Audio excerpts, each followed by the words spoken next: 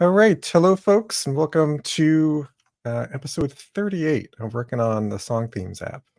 How's it going, Mike? Good, good. And you? All right. Uh, so last time you had some internet problems. I'm assuming all those are resolved. Yeah, actually, it was my Orbi mesh router had died, Wow. like completely died, which is a bummer because those things aren't cheap. Um, so yeah, the fiber coming into the house was fine. I had to Hmm. call Orbi, and they are able to access it remotely and go, yeah, it's the hardware's dead. Oh, wow. So I ran out to Best Buy, and it took me about 6 hours to get back up to speed. So, so yeah, I don't even know where we left off. We were probably We were literally in the middle of writing writing some code to I think it was to return multiple paragraphs to represent the auto completion options. right, right. So should I switch to the code? Sure. Yeah, I actually just ran all. I can see the failing tests, which was the failing test is this one right here. Right. And it's expecting paragraph, Halloween, paragraph, and instead it's getting New Year's and Halloween. And this is the method we're testing, autocomplete themes. So I think we're in the middle of maybe writing this return stream collect. Yeah, so if you look at the test output, what we were working on is notice that it's actually not doing the joining the way we want it to, Ah, and so that's what we were working on. Um, so the joining takes three parameters: the delimiter, the prefix, and the suffix. We actually don't want the delimiter to just be a new line. We actually want it to insert also opening, basically closing and then opening paragraphs. Because right now, even though there are two items and that's wrong, the fact is the New Year's and Halloween should be separate paragraphs, and they're not. right. So it's expecting delimiter used Yeah, between each element. Oh, I see. So yeah. we would. So I think what we should do is Hmm. get the current test to pass, and then when we write a test that returns multiple themes, we'll pick up that problem and fix it then. So you're saying let's do the filter first. Yeah, So because right this now, test, because once the filtering works, then we won't have evidence that the multi-paragraph thing works. is broken, right? Yeah, And then we'll write a multi-test for that. Yeah, right. that makes sense. Yep. So would we do before we do a collect, do we do a filter? Or saying, well, my So, streams are thin. My stream knowledge is thin. um, well, I think the question is that the Oh, theme finder this. starts with should work Oh, properly. right, right, right, right. I just noticed as soon as you were saying that, I noticed that. I'm like, wait a Yeah. second. We should already be filtering. Yeah. So what is this? Oh, okay. It's the. Did this bring us to the implementation? So you want to hit, in this case, we want to look for the implementation. And so that's Control Alt B. And right now that's our implementation. Yeah, it's not filtering. So Right. yeah, pretty clearly. So I wonder if we took too big a step in the test and instead just wanted to filter. Actually, this is the implementation. Let me bring this down below. If we wanted to just see if it filtered before we get into the formatting part. Yeah, I mean, we could test more closely or more narrowly against our stub theme finder, but it is a stub, and so I don't feel like True. testing that directly is. If it were much more complicated and there were maybe more layers in between, I might be tempted to. But I think we can just basically do the filter here in the stub theme finder. Right, because this is a stub for ultimately a repository Right. / database. Right. Yeah. So here we can just convert stream themes to a stream. So now do it at the end of the return. We'll do it all in one thing. All in one. Okay. And then we will do. I don't think there's any special filtering. I think we'll just do filter. So filter, which I always say every time I use it, it's like, this is a terrible name. Because what it means is keep. And they should have just called it keep. So basically keep if true. So what we want is we want a predicate. And here we can just put the theme, basically whatever the incoming parameter is, which is a theme, starts with the theme query. So here we want a lambda, basically. And so the lambda takes a parameter because we're going to want to do something with that parameter. And you don't need the parens if you're just doing a simple parameter. So you can just say theme and then an arrow. Right. So theme is the streamed from theme. So it's pulling out the string. And now we gotcha. and now we can do the string operation on that theme.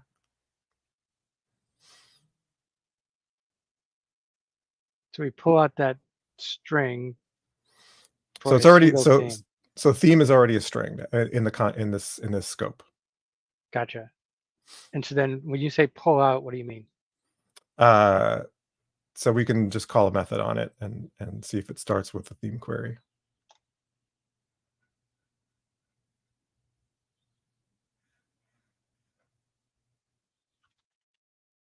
When you say call a method on it, so theme dot. Clearly the coffee hasn't kicked in. Basically theme dot, right? So we're going to call a method on. So theme is a string, and so we're now going to say theme dot, and we're going to say starts with. Oh, there we go. Theme query. Right. Right. So that's a predicate. It's basically saying if the theme starts with, then we're going to keep it. Otherwise, we're going to get rid of it. So and you don't need don't need the curly braces because the thing is already directly returning a Boolean. Right. And so once we do the filter, then we need to convert back to a list.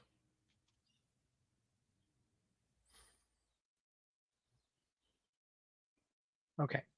So if we do that, that means the test should now, will it pass? I think it should pass.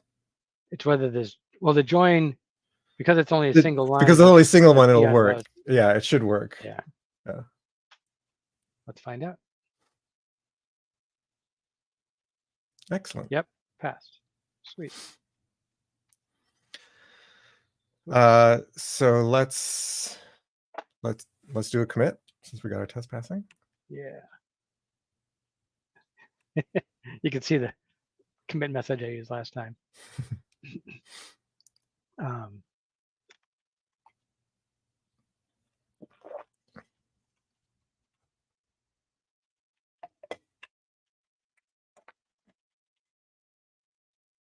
I wouldn't call it a simple version. I basically just say stub implementation. Even though, yes, it's relatively simple.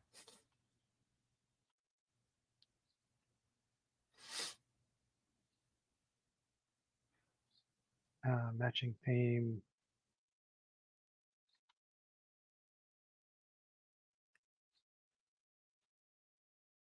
Autocomplete theme, right? Probably a better way of putting it. Sure, yeah. Okay. Oh, I'm sorry. When you finished typing, I realized that's not what we did. Yeah, we can do an amend, right? Yeah. No, so the stub implementation is of the stub theme finder. So just a stub implementation of the starts with. Oh, right. Starts with. So that's.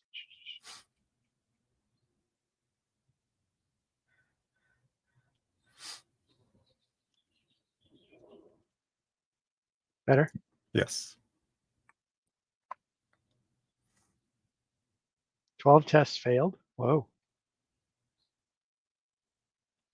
It would not surprise me that We broke. that we broke sort of Spring framework tests. Dive into that now? Well, let's just see what Or does it give us the results in the run tab there at the bottom? No. So let's run. Let's just run the MVC test. That should be sufficient. if it's 12 failing, then we'll know that was it.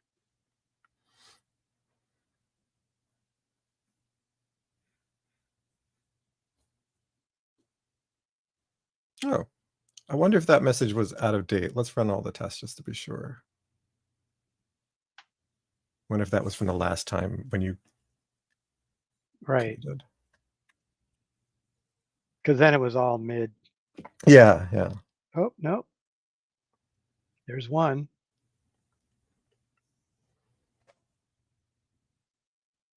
No, all right.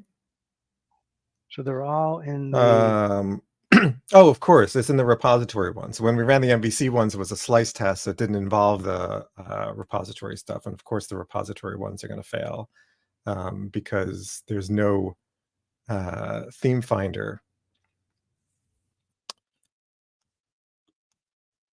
we haven't built it yet. Well, we have the interface. We don't have one that's injectable. So if you look at trying to yeah, trying to inject it. Yeah, so if you make the stack trace bigger, we can see that.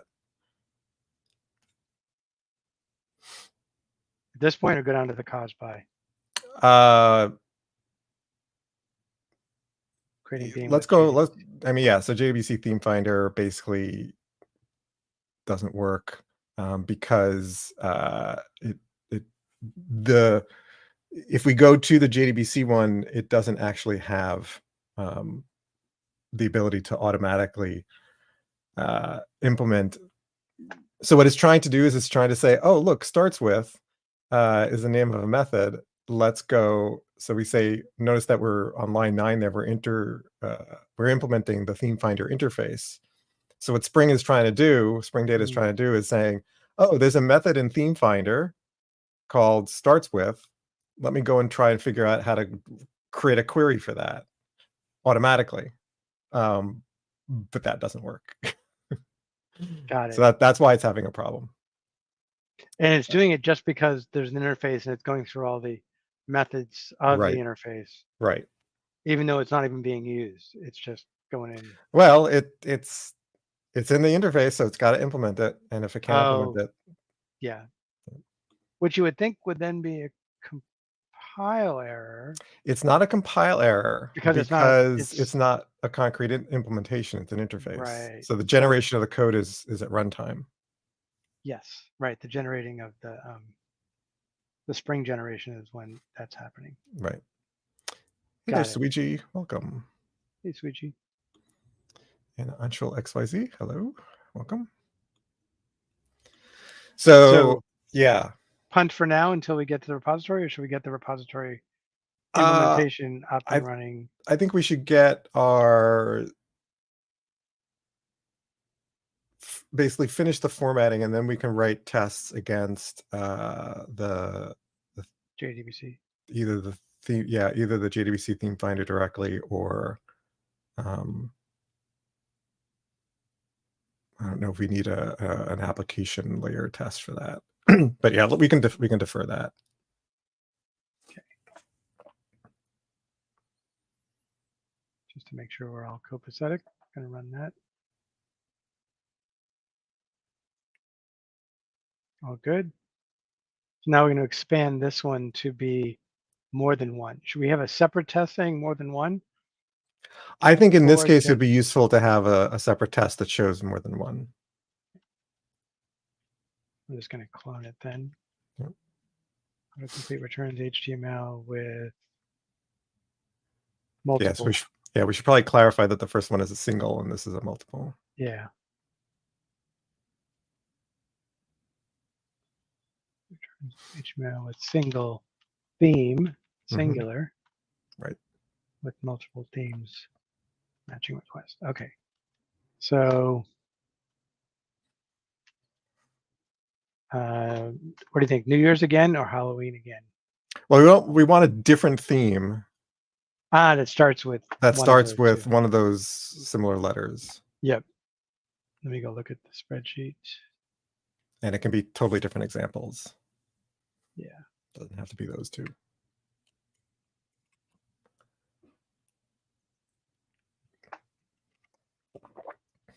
If you have a hallway theme. No, that would be pretty funny. Hallway. Got happy though. Okay. So That then works. if we search for Yep. HA. Yep.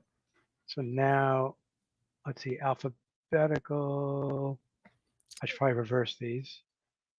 Well, that won't matter because it should always be alphabetical, although now that's starting to get into tests that maybe we should be writing against the theme finder itself, but we can do that when we get there.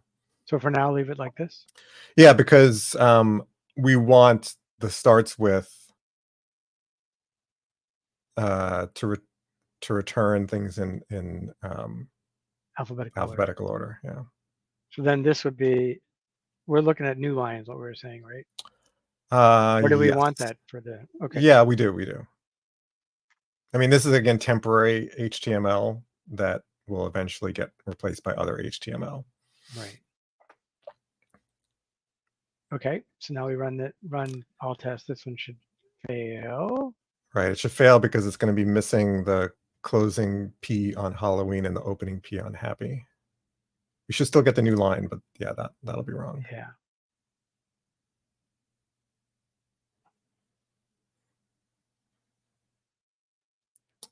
Excellent. Failed as expected. Cool. So let's go fix the string concatenation joining. So how would we, so the thing I'm not grokking is how this joining is working. It's the delimiters between each element. Mm-hmm. Oh, so the delimiter would be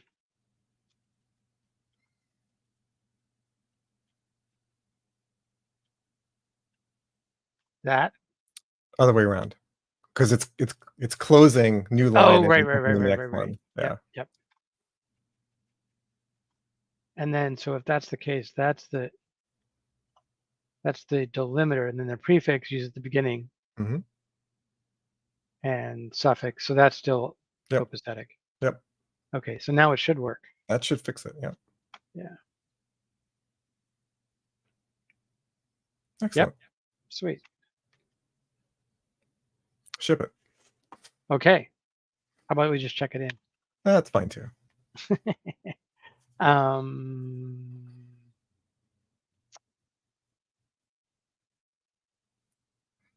Oh, you have the amend checkbox checked.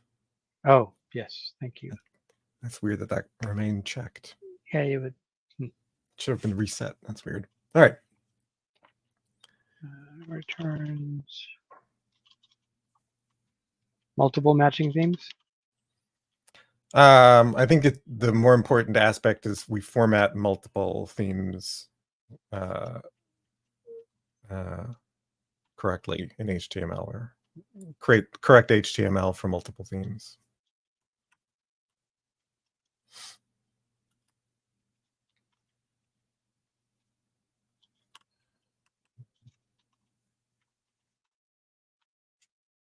Okay. All right.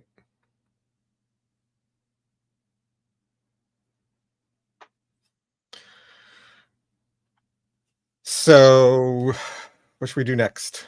Should we go deal with that, the other failing test as far as the implementation goes? Actually, let's look at Jira. And I was gonna say, let's look at Jira, and then we can yeah, so we're still working on the Jira 22. Yeah. I think that might be done once we can get the real thing to work. So yeah, so we have to fix the failing tests. Right. So okay, so let's go back to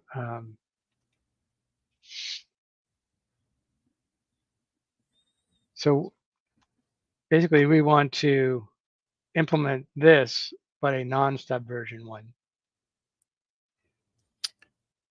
Correct. So we need to go into the JDBC. I mean, we should drive this through the test. So we should go to the Finder test and add a test now for this Finder test, the JDBC theme Finder test. Okay. Yep. Yeah, because what we want to do is if you bring up the implementation at the bottom.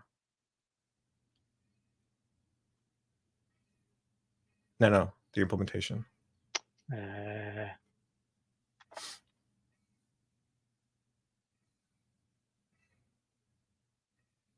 So the JDBC. Yeah. So here's Control Alt B is going to be your friend. Control Alt B. Yeah. And we want this one. Right. Yeah. So what we want to do is we want to have what we're going to implement is basically another method like that one with a custom query. Okay. But we'll test drive that. I got too many windows open. Let me close a bunch of this stuff.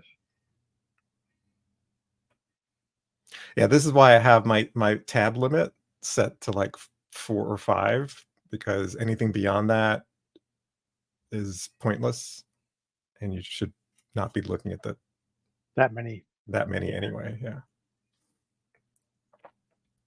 I think you can close the stub version as well. Yes, in IntelliJ you can set tab limits. And that means it'll basically do least recently used. Yeah, if you want to go to the settings, we can take a look. Yeah. Imagine if I type in tab limit. I did type more than L. There we go. Editor tabs. There it is. Oh, interesting. And so there's the rule of when does it close. Either closes unused or unchanged. I'm not sure what it means by unused, other than it's the opposite of unchanged. My assumption is it's least recently used, because I don't know what unchanged means. But if it changed, because it auto saves, it knows that it auto saved it. Okay. Yeah, so it knows whether it's changed since sort of presumably startup. I'm assuming last commit. I don't know what. Yeah, you probably have to go to the help and say exactly what does this mean. But anyway, the important part is the tab limit. I think 10 is way too big. Yeah. What did you say you do? 4? 4 or 5. Yeah. Do 5, just because I'm doing incremental change. Actually, let me grab a quick. Yeah, so Anshul, basically, even with the limit of 10, it's not going to open up tabs infinitely, right? At some point, it will close a tab, and so whether you set that limit to 10 or 5 or 1, it's going to close something. It doesn't like it deletes it, so there's no reason for it to give a prompt. It's just closing the tab, so you don't have so many. If I could get away with 1 or 2, that's usually fine. Like I actually want to try, like, what happens if I just have 2? 2. Because you should not, because in general you just shouldn't be clicking on tabs and looking at and searching, sort of scanning through tabs, because that's slow. Right, it's faster to do the Control Alt or Control whatever. Yeah, Control N or Control Shift N or whatever. Yeah. Or Command Control E, Control Tab. Control E. Oh, Control E is this one, right? Yeah, it's a recent. That one's pretty cool. Isn't there an F12 one too that's interesting? I haven't used it in a while.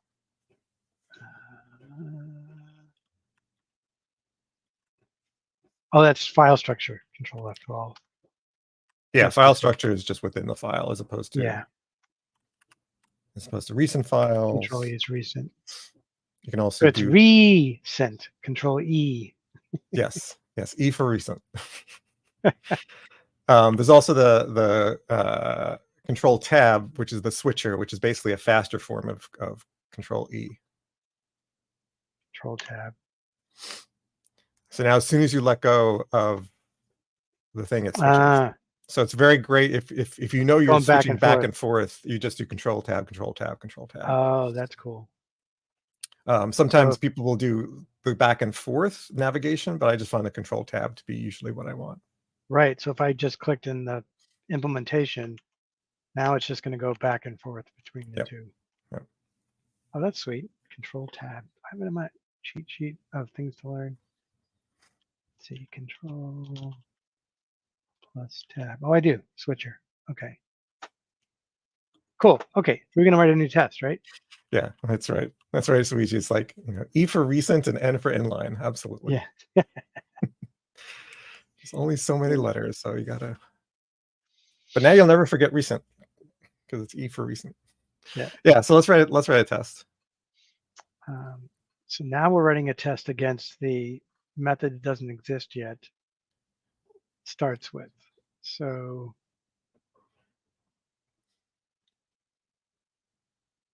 I think you can pretty much copy the setup above. This one? Yeah. I was still working on the name still. Oh, I'm sorry. That's right. You're working on the name. Little square box thingy. Yep. So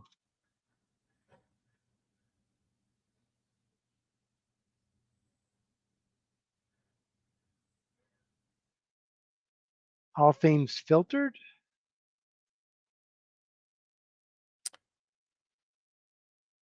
I mean, I would say themes starting with query in alphabetical order. Starting with query in alphabetical.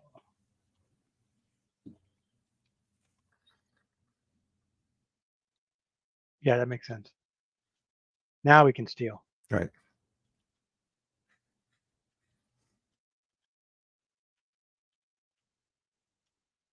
Okay, and the theme, we got money, we got donate, daddy, and heart. So let's go back to the assert. Well, actually, let's do this, right? Starts with.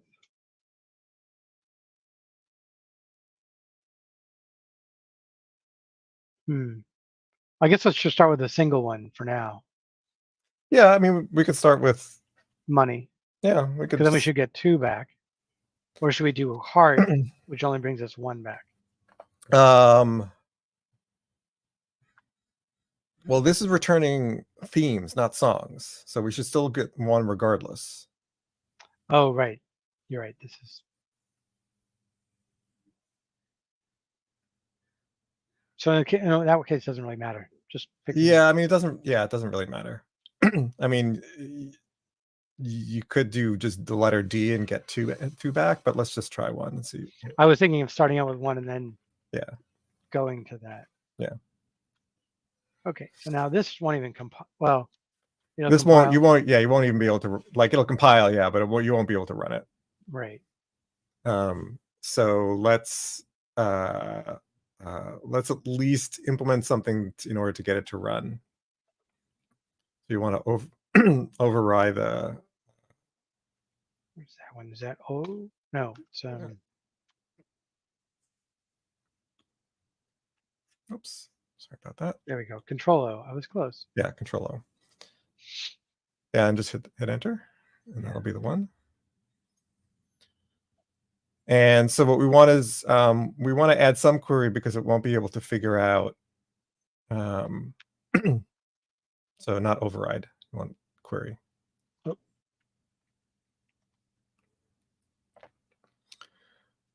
Oh.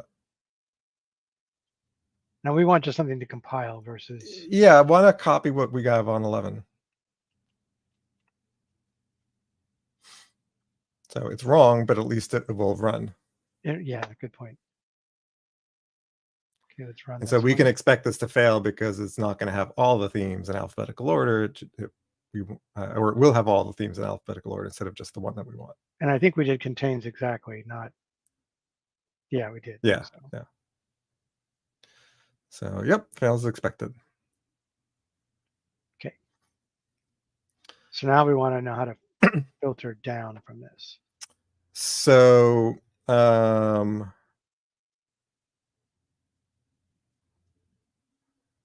a good question. So we've done a select. So we've unnested the themes as theme, and we select them as distinct. Do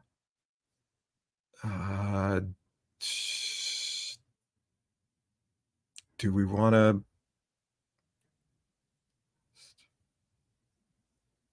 Starts with on the database level. So yeah, what is the query for starts with?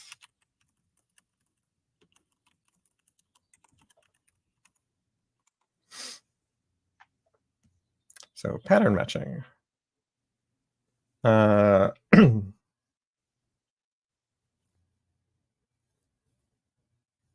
Is it something like where starts with, or? So it's. I think we can use like. Okay. So if we say what is it?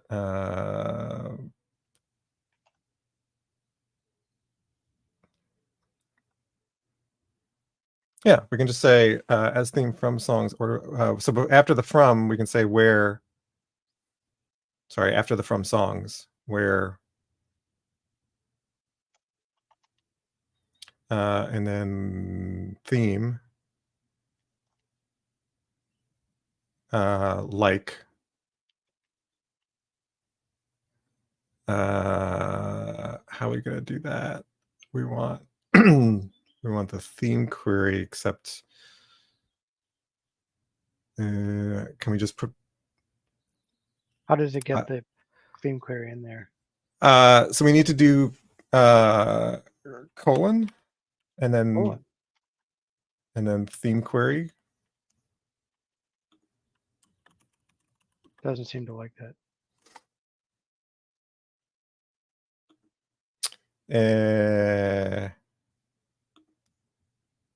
Why isn't it like that?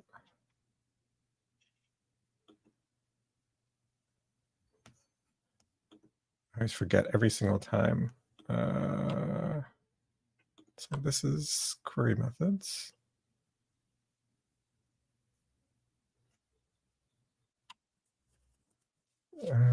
These are not named queries.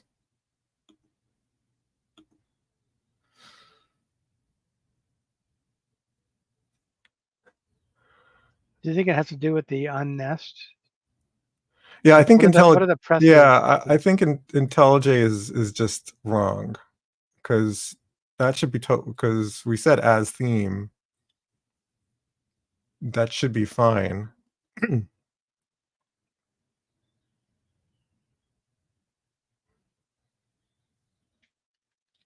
Yeah, I think it just doesn't recognize that. It just doesn't recognize it. Okay, so just run the test.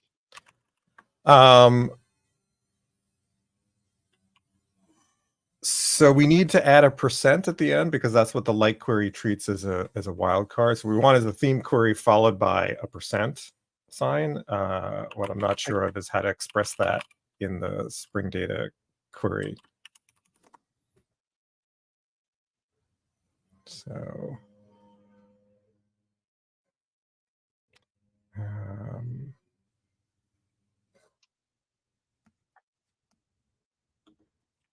this is the problem with doing searches for this stuff is 99% of the information is about JPA. It's like, I don't want JPA.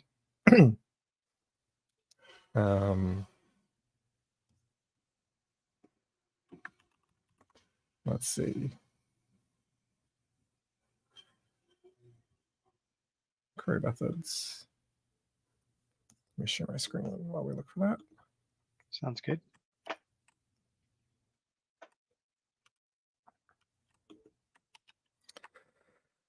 So query methods, we want using @query.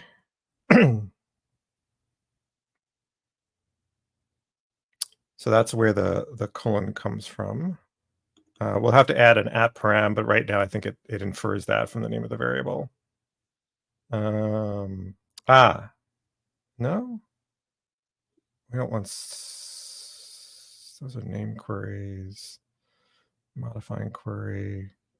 Maybe it does need the param. Why don't we just do the add param and see if that helps it? Well, no. So Spring was complaining about. Sorry, IntelliJ was complaining about theme. Theme is not the problem. Right. What I'm trying to figure out is how to do basically string concatenation.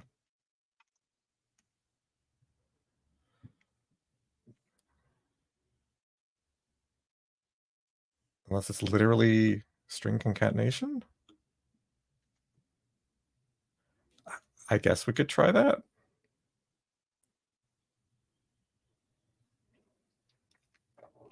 Let's try that. So let's switch back to your screen. Give me a second. Yeah. And we're good. So let's do right after the colon theme query, let's do string concatenation plus, and then in single quotes, the % sign. Oh, single quotes. Oh, now you got it a straight double quote. There you go. Let's try that. At worst, it won't work.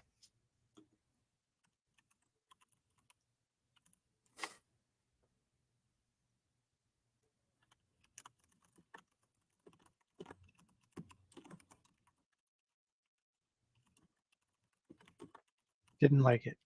So what didn't it like? Let's see. Bad SQL grammar. Like question mark plus equals.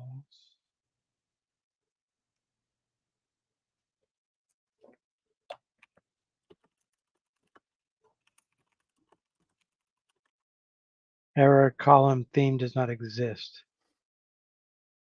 Which is kind of what perhaps you meant to reference song.themes.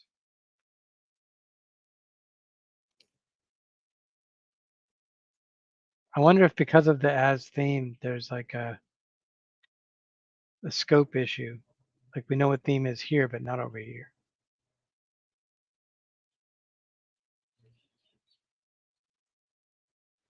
Yeah, I think we might need to do some kind of sub-select. Or subquery. Subquery, yeah.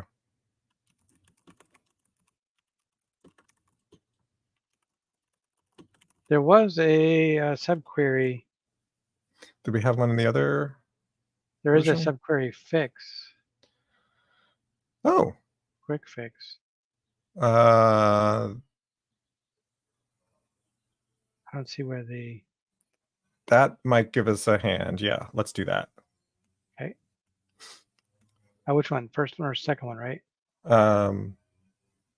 Oh, it just, that's what it's going to do. Yeah, it's basically going to it's going to add a select star up front with the from, and that's kind of what we want. So we want well, what's select the star ST at the end? Hold on a second. What's that ST at the end? That was weird. It looks like it didn't parse something correctly. Let me try it again. Oh, even in the example, it's going to add the ST. That's a bug. I don't know where it's pulling that ST from. It's like pulling it from the beginning of the method name. I don't know. Anyway, we'll do that, and then we can just delete the ST. I'm not sure what. Yeah. So we want the select distinct unnest names as theme from songs, and then we want to. I think we want to close the select there, and then I think now it's happy because now we've got a single thing, which is just going to return, in a sense, a single column table, as it were, where theme is like that.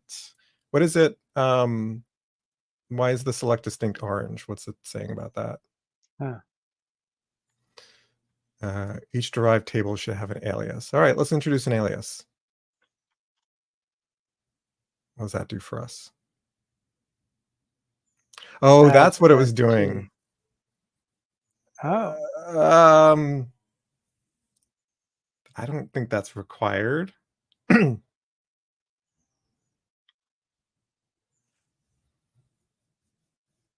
So let's try that. I feel like that's still not. There's something still not right about that. When you say try that, I mean do Yeah. the ST thing? No, do the run test thing. Oh, run testing. Okay. Try it as we got it. Yeah. Because it wasn't clear that @ST thing was going to help anything.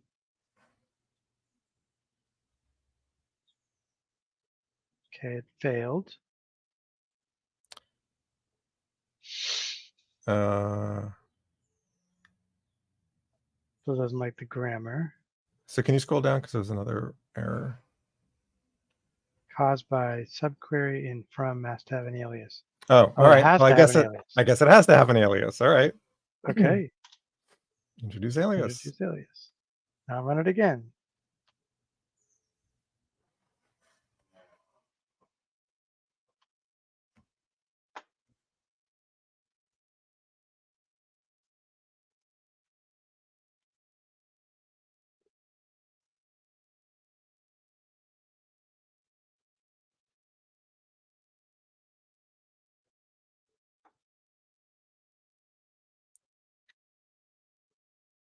Operator does not exist. Oh, the ASCII operator doesn't exist? Right. Oh, the plus doesn't exist.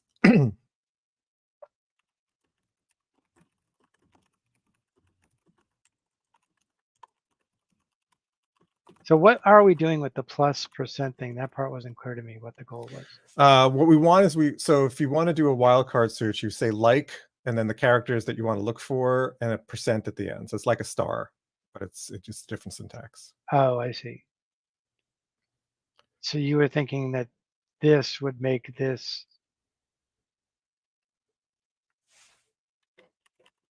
versus doing just that? So yeah, because that won't work. Yeah.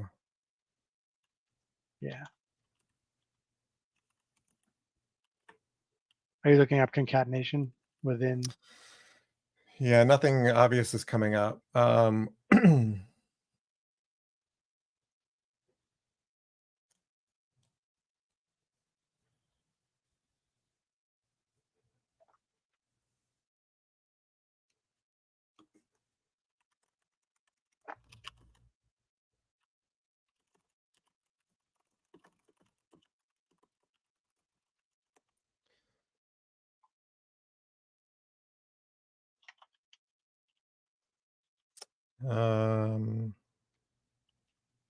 Oh, so there is a concat. It's just not plus. It's called concat, right? Yeah, yeah. So let's try that. Okay. So the syntax for that one, Yeah. And then that's a I comma. presume? Yeah. And then close it. Yes. Let's try that. I was gonna say if we were iterating on this much more, I might say let's go into the SQL console and start getting basically doing more of a REPL. But hey, we got it working. That was it. Amazing. Let's go modify our test. So we get 2 items. Okay, so let's do just D, the letter D. Yeah. So now it should be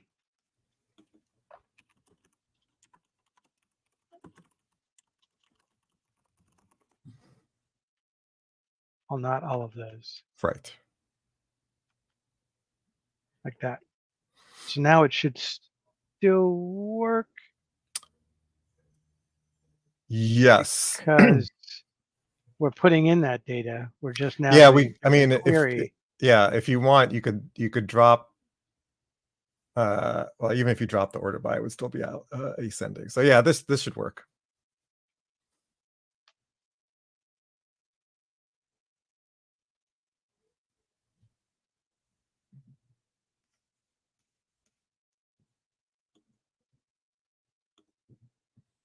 Excellent. Cool. We probably, though, want a case insensitive search. So let's start with a Yes. lowercase d. Have it fail. It should fail.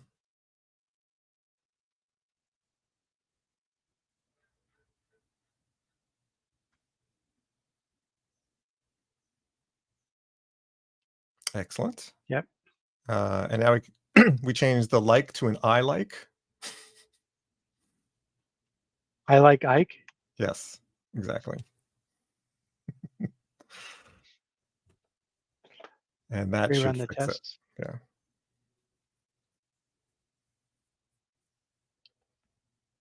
That's a pretty funny name. I like.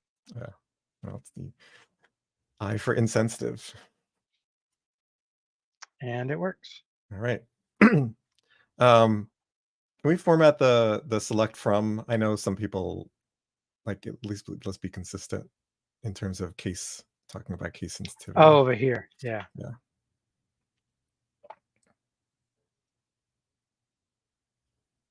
Is there a no, there isn't. There is a shortcut to uppercase things, but it's not worth learning. Gotcha. Or there In are other things Microsoft that Word, it's Shift F3. I was about to do Shift F3, and I'm like, nope, wrong tool. It's something you. I don't remember what the meta key combinations are. I don't use it frequently enough, but you could do it. So technically, as should be. Yes, and we might want to give it And it another was name. Control Shift U. All I right. just did it. And we might want st rename Yeah. that to something as Where did I it don't know, get ST from? Songs theme? starts with song. I have no idea. I don't know where it came up. I mean, if you wanted, we could experiment, but No. I'm not interested in. So what is it really? So we can give it a those are basically we can kind of call it either all themes or unique themes. It's not unique, it's actually just all. So we can just say like all themes.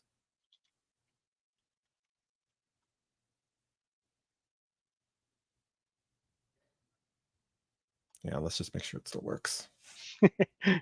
I was hitting Shift F10 at the same time you were Yeah. saying, let's make sure it works. We were both on the same page on that one.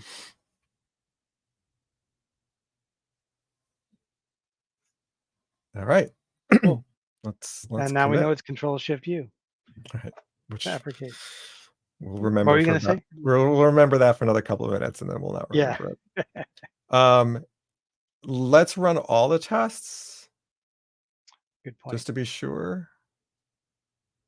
They should all work. Most of them were failing because nobody else is using this method, but they were failing because we didn't have a valid query implementation.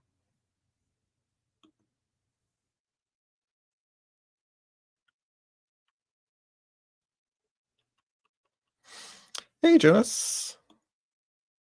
Hey. Welcome. And Xproof, I saw your question. I'll answer it in a bit. Okay.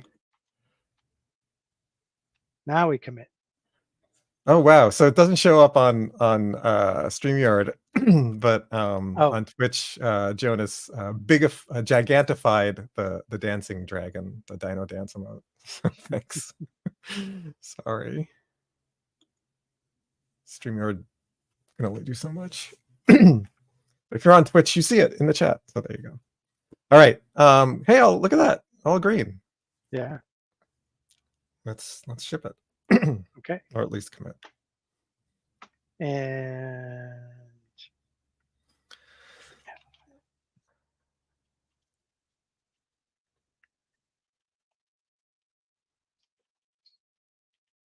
oh, you know what? As you're typing that, I realize we probably want to throw in ignoring case at the end of the method name. the name. Yeah, good point.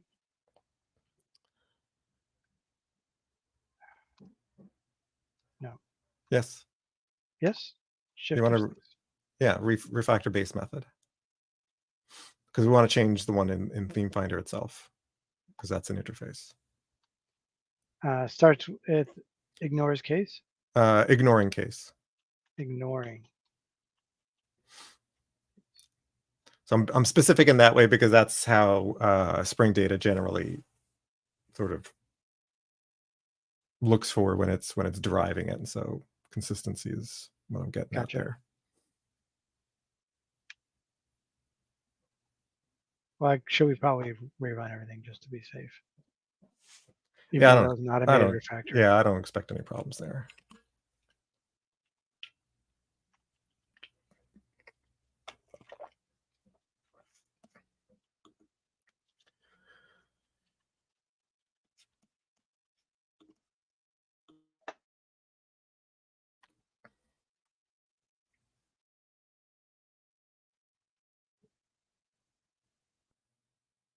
There we All go. right.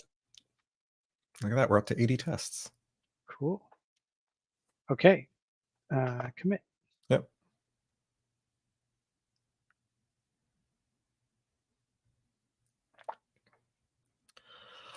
All right.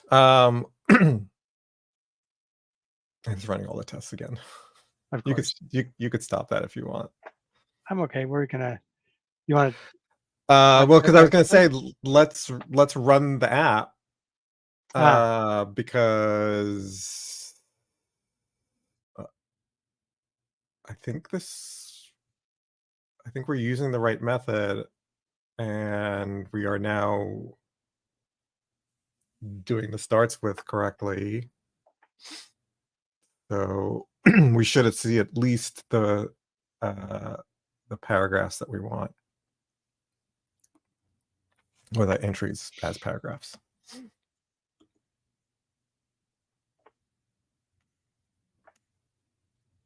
Okay, and this is left over from last time. Let me restart it. Yep. Mm-hmm. So now, actually, what themes does it have? Okay. You can start with like G or something. Yeah, let's see what we get. G. Okay, so G. Look at that. And now R. Should go down to 2. Yeah. A. Yeah. B. Excellent. Cool. Neat. Teensy bit slow though. Well, what's slow is we have a half-second delay before it notices what's changed. So we could change that. Yeah. Yeah, certainly not the database. It is not the back end that is slow. Yeah. So we could adjust it. We could do 250 milliseconds. See what that feels like. Where did we have it? That in the HTML? Yes, because that's the HTMX setting. It was this one, I think. Yeah, there it is. Right there.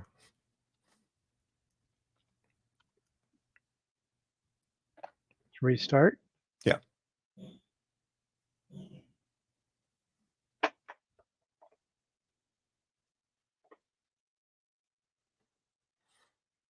There you are. I'm here. No, not you. I mean, this browser window. Okay, so I'm gonna restart that, and you can do the same thing. G, Yep. R, A, B. That's pretty quick. Yeah. Oh, nice. Even when you back up, it's. Yeah, because every change, whether it's you're adding or taking away, so you could do C.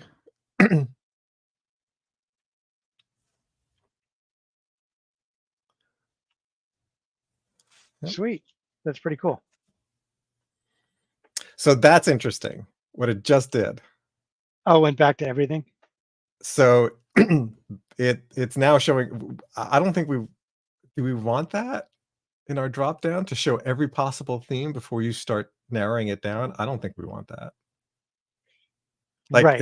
it's fine now, but when there's 100 themes, we don't want that. Right. Right. I mean, if we go back to the original, not the original, but the, I think I still have it handy. It is this screen. Right. Here it's showing it all. Well, actually, this one's showing it all, but. Well, actually, maybe that's fine.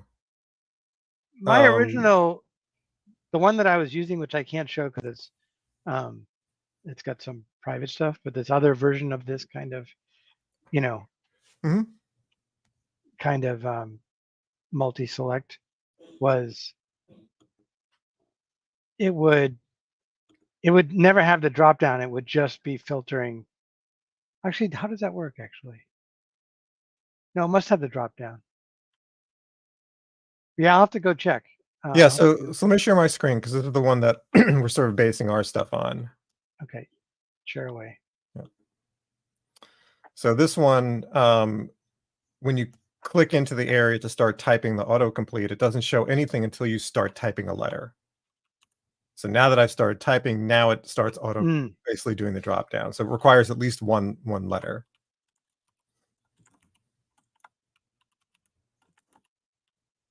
And then as you type, Yeah, it does that. So yeah, I agree with that from a UI standpoint. so the only question is do we want to prevent that from sort of the empty query from happening? Mm. I mean, I don't. So there's two things. One is, do we want to change anything about our database query to prevent that from happening? I don't think so. And the other thing would be, do we want to prevent the the controller? Let me switch back to you. Do we want to have the controller not run the query? So let's go to the controller class, the song theme searcher. It'd be at the bottom. Yep, found it. Well, it says if blank, it does all. Oh, you know what? Sorry, that's not the one we want. We want the autocomplete, not the theme search. Ah, And that's up there. in a. Nope. Where is it? Line 27. Ah, I scrolled past it. Yeah. So basically the default value is empty. And I think we're getting empty anyway when you back up. Do we want to just not return anything? Or are we okay with returning everything?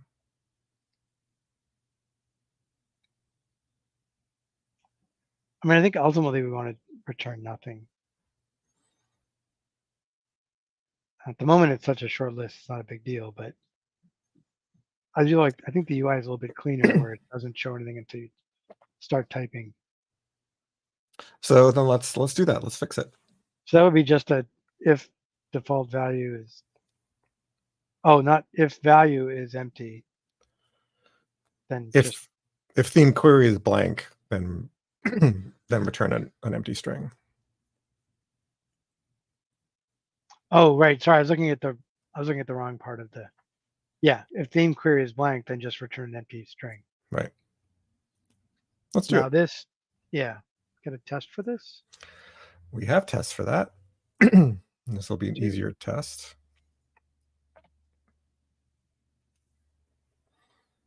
Doesn't matter where we put it. It's gonna be I'd probably put it at the top.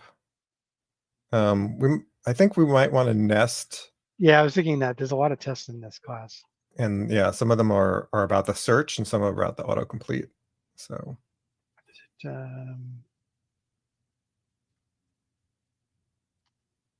nope, that's not what I wanted. Control F12. yeah, so the first two are about autocomplete and the rest are about the actual search. Yeah. This would be an autocomplete test. So let's move autocomplete into a nested class. Yep. Do we have to manually do that, or is there a way to say? It's not worth the time. It's not worth trying to do a refactor because we're literally just going to put I don't actually think there is there's no one-step refactoring as far as I know. So you'd have to do a move into an inner class and then put an @nested, and you may as well just type the @nested and just do it manually.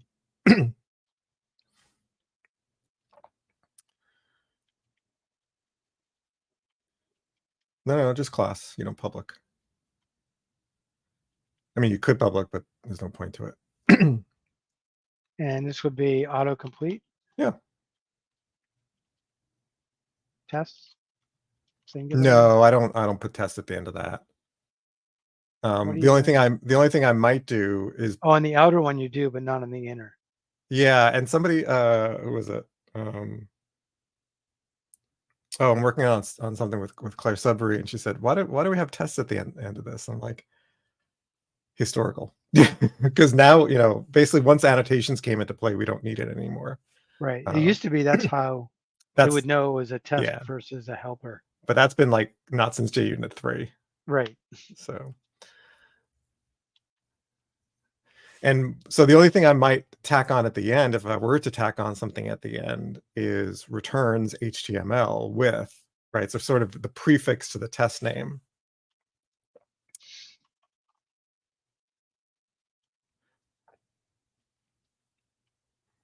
And then you can delete that from the beginning of the name of each test. Oh, like that. And the with. And so what's nice about this is then, you still get the useful output, but the individual names are then shorter. Right. That's cool. So let's run the IO free test just to be sure that is nested properly. That was a manual. Yep. They run so fast. So now we want another test. Yes. That is. To me, that's sort of the zero case. Yeah, so that would go first. Yeah. Although you could look at it as an unhappy path, but it's not throwing an exception, so it's more zero casey. So this is interesting because we almost want to say autocomplete returns empty HTML. Yeah, so we could say, all right, HTML with doesn't apply to all of them, and push it into each individual test. Or we could is there a way to mangle this? Let's see. So autocomplete returns HTML with. I mean, we could say with empty string, but actually that's probably fine.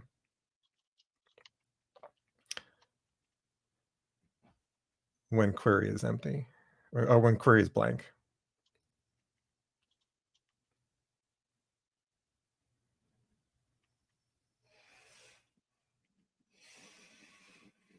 Is it query is blank, or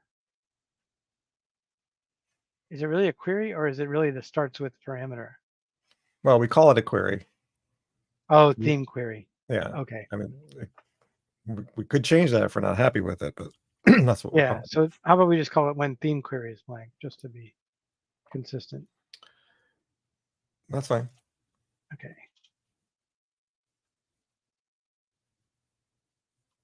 So that we can steal the same. That can be, we'll just do this. And make that empty. And we want no parens, nothing, right? Just a complete empty string. Not parens, I mean paragraph. Right. So it'd be like that. Yes. Okay, so we run this, it should fail. Right, because we're going to get a whole bunch of them instead of none. Yep. And by a whole bunch, I mean the two. Two, because that particular test only had two. Yeah. Okay, so now we can go to the code and implement. Yep.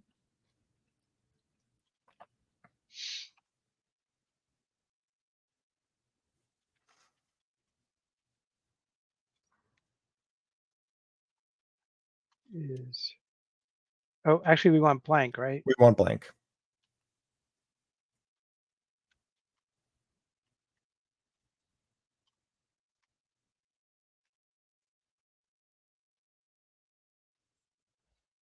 Yeah, that should do it.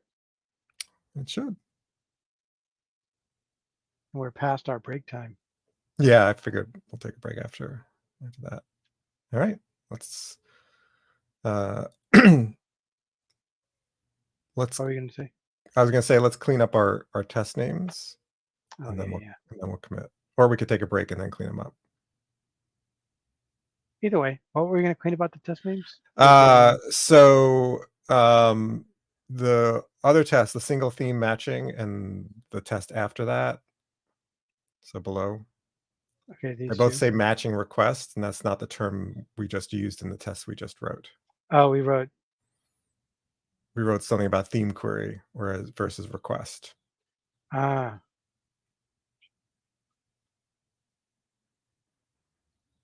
I'm not sure if I like query or request better, frankly. Do you have an opinion?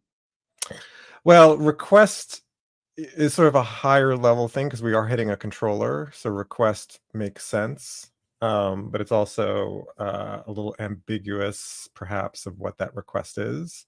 Yeah, good point. Request is kind of general, whereas query is specific. Yeah. So we could say single theme matching query, or matching theme query if we wanted to be as verbose. Or how about this? Yeah.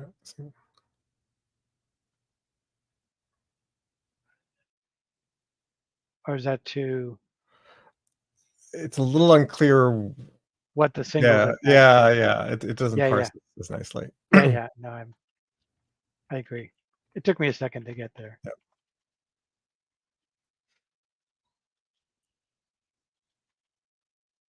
Yeah, I think that's better. Yeah, it's verbose, but I think it's clear.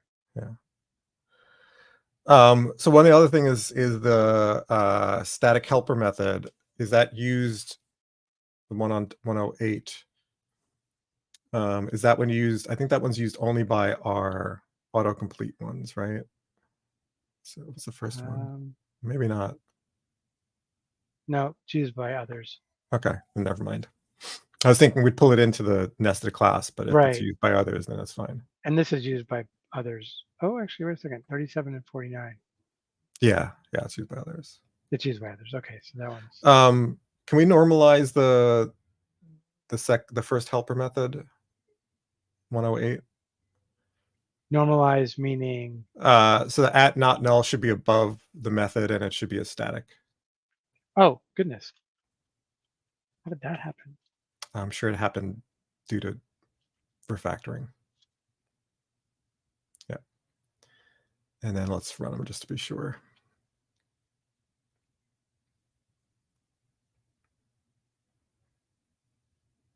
Excellent. All right, now we can commit and then take our break. Sounds good.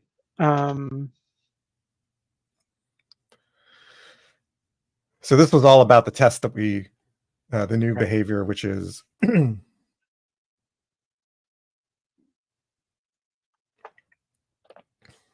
which is exactly what the test says. Mm-hmm.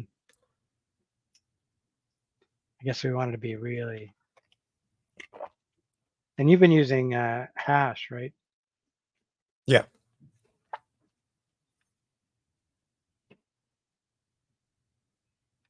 All right. Cool.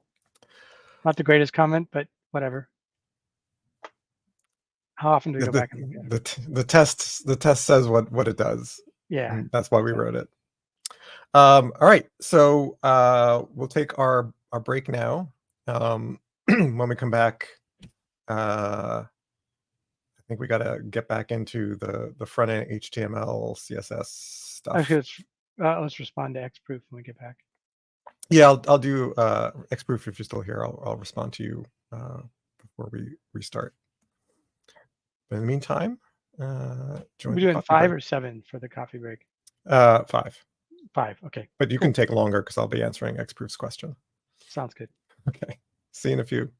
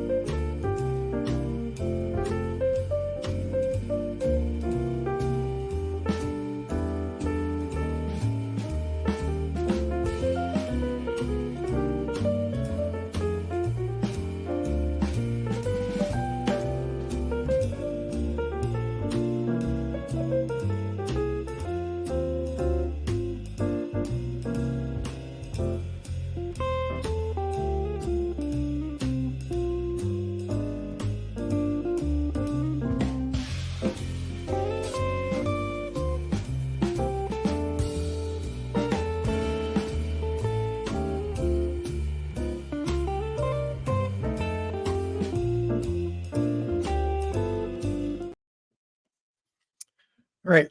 So let me answer Xpru's question. So Xpru says, when you use class inheritance, are you supposed to inherit behavior from the parent class? If there's no behavior in the parent class, does that mean using class inheritance incorrectly? So the definition of inheritance is you are inheriting behavior,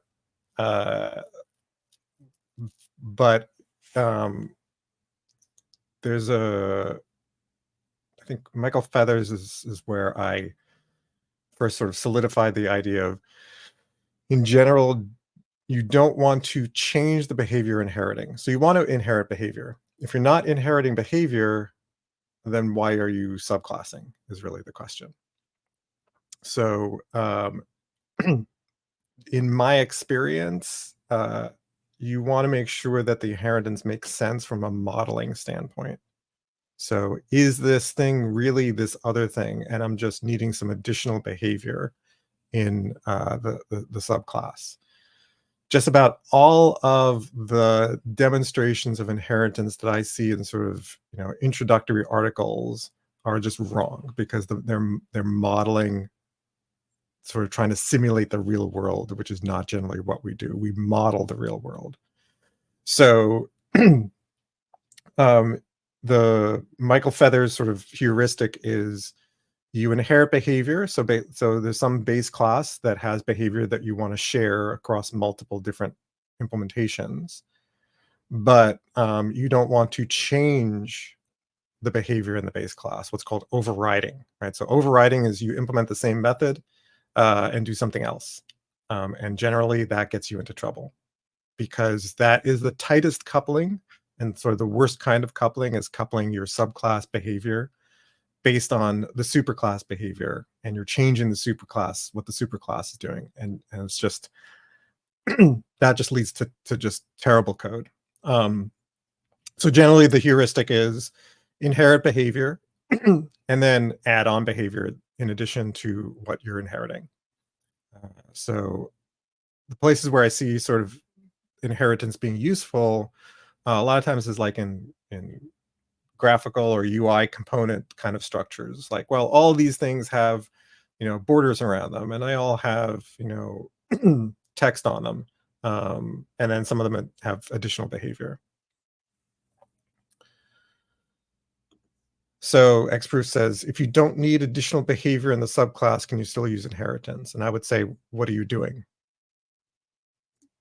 Why are you creating a subclass if you're not adding or changing behavior? So the whole idea of inheritance, and again, in sort of modern Java and modern OO, you just don't do it as frequently. The whole idea of you have a person base class and then you have an employee subclass is just bad modeling. We used to do that and we found that it didn't work, so we stopped doing that. And so if you don't need to define additional behavior, why would you subclass? So I'd need an example to see where you're sort of going off, but using inheritance means you are subclassing. So if you're not if you're not providing any concrete additional behavior, why create a new class in the first place? Marker? Could that? Well, marker class? But that's usually the markers at the top level, not. So a marker would be a marker interface that doesn't have any methods. Right. So like serializable is one that's sort of old, but there are a lot of them. There's functional interface, which is also the same kind of thing. It doesn't force you to implement anything. But I don't see that as inheritance. Yeah, I see I that was just as, thinking if there was any yeah. use of a inheritance, concrete inheritance as a marker type thing. And Yeah, I can't really think of an example of that. Yeah, I mean, if you don't need the additional behavior, I don't know why you are creating another class. So the whole, like, what if you're not putting code in a class, why are you creating that class?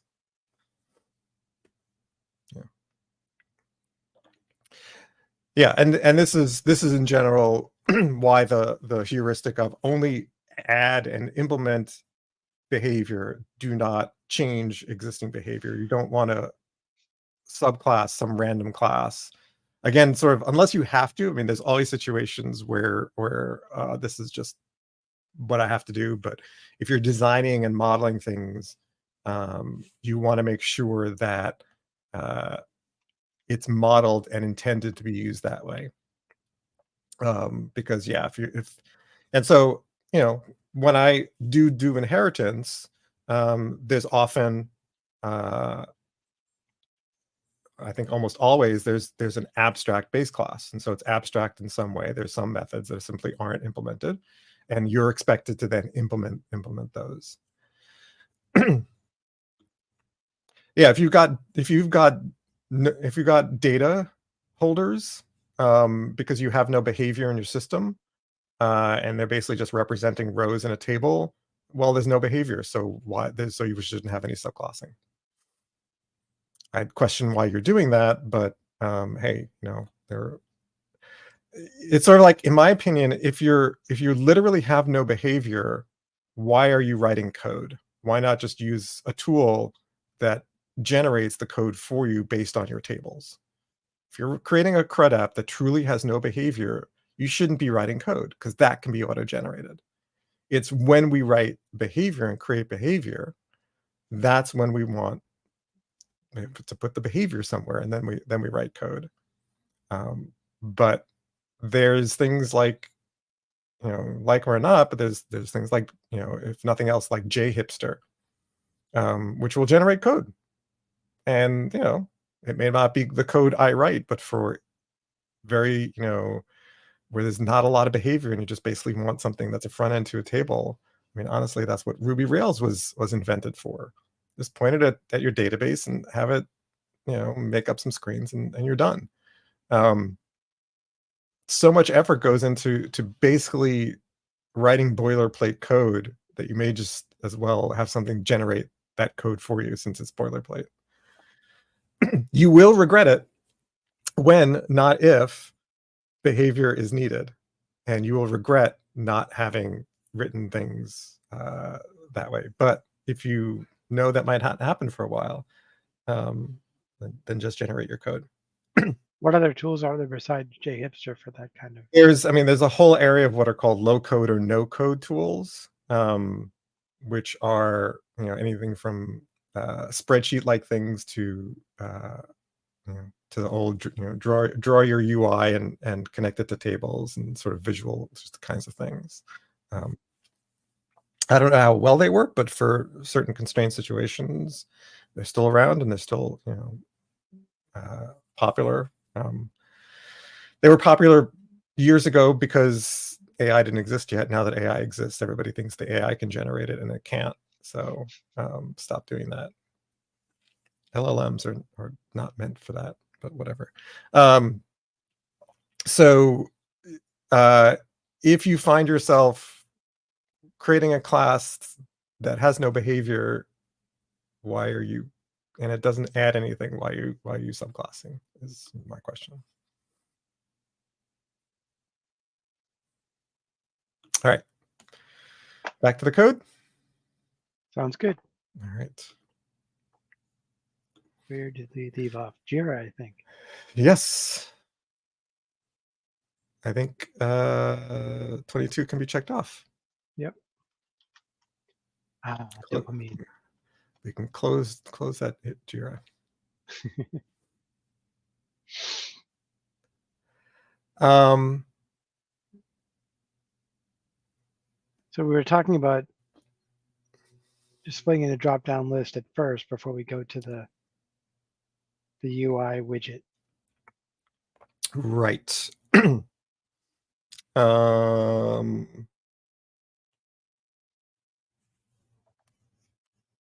looks like we did implement filter. I guess that's what this means, as narrowed down. Yeah, I guess I don't know what we meant by implement filter. So we just delete it. Yeah.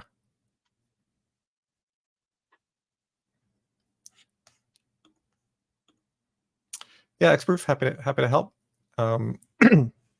One thing about sort of inheritance and subclassing is the details matter. So, it's hard to talk about this generally. You really have to get into the specifics of what you're trying to model. So, so let's see. So what do we need next? What's our drop down going to look like?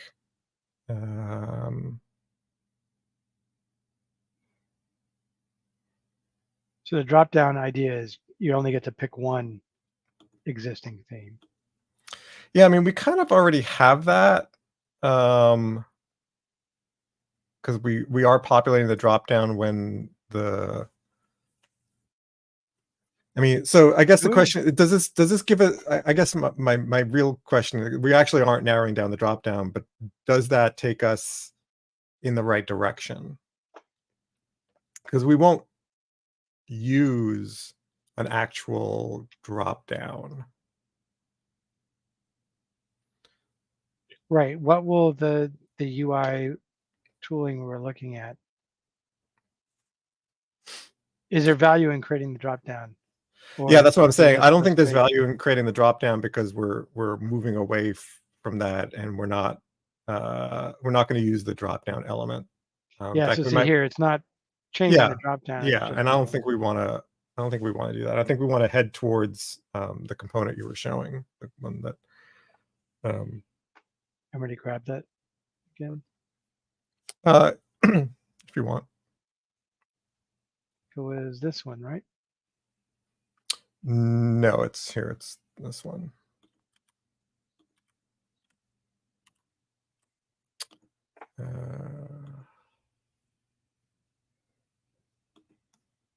Actually, I'll just show it. So it's this one.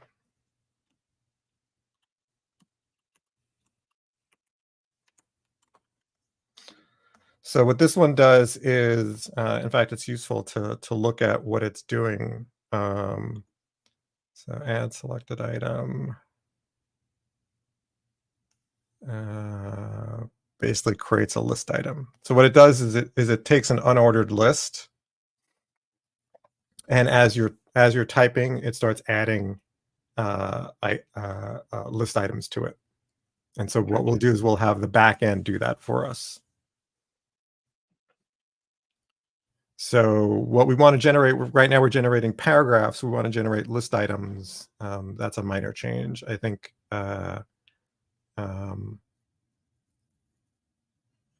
We should probably create the container for those items. So right now we're basically showing just a whole bunch of paragraphs, right? And it takes up as much vertical space as we want. So what we want to do is now actually, I think, start to put it in a box, as it were. Right. So that it's basically not. And we talked about ultimately having where you're typing to be the same box where the So we want to stick that over here, but that's a relatively easy change. The harder stuff is the autocomplete. Right. So we basically want to make a container that's sort of a fixed size like this. And as you start typing, and then so this is scrollable. Right. So what we need for that is I think we want a div for this. So is this the div? This is that div.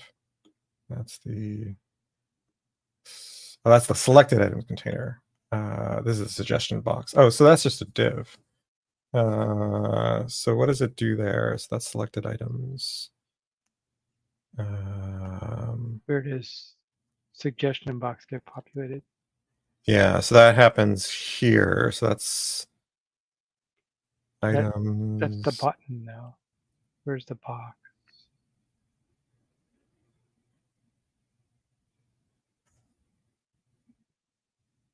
That's navigation selection. We want filtering. Right.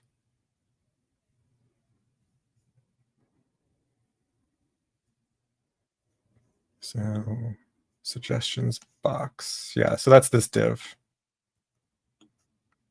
Right. Okay. And then So what does it add to the div? Sorry, go ahead. no, do it. I think your question's more interesting.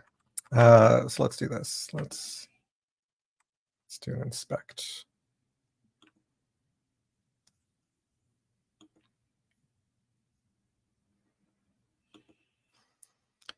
So that's the input. That's the div. Oh, interesting. So it actually creates a button for each one. That's an interesting approach because then they're clickable. Ah, okay. So it literally is adding a button with the label of the button being the filtered item. So that's what this is doing here. And so then when you, that way they're clickable. So if you click on one, then it adds the item to the unordered list. So this thing is basically, in a sense, sort of a custom formatted unordered list. With it allows duplicates. It looks like. Yes, it does allow duplicates. We won't.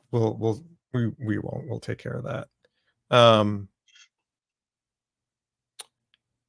So I think that's what we want. And somewhere. And we also want once they're added to once the pill is created then it removes it from the list. Yeah. So that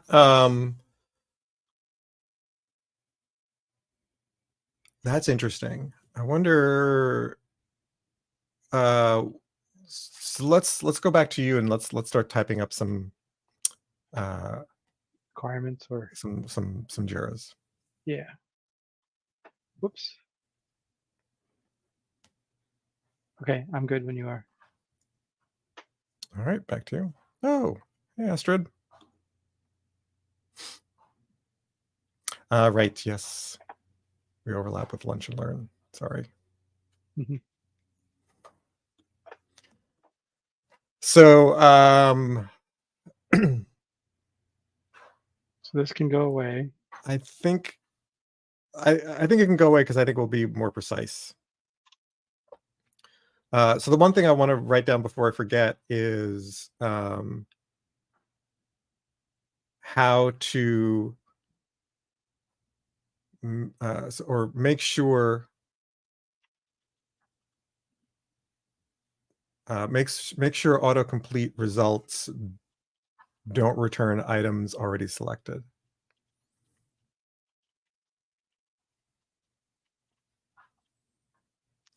Right. Do you want to do that in the back end side, or do you want the well, front end? everything's on the back end because it's all it's all going to be HTMX, and which means anytime.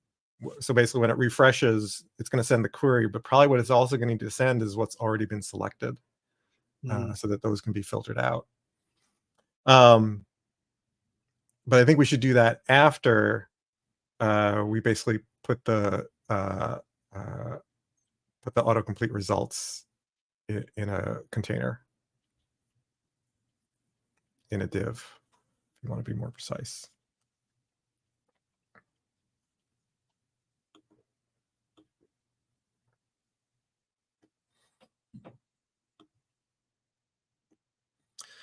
And sort of along with that, we'll change we'll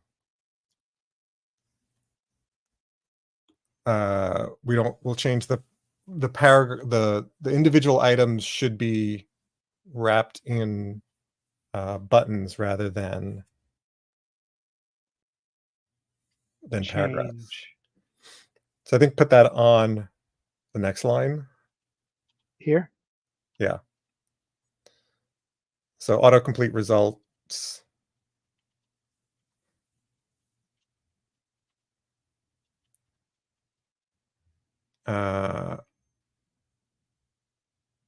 should be buttons instead of paragraphs.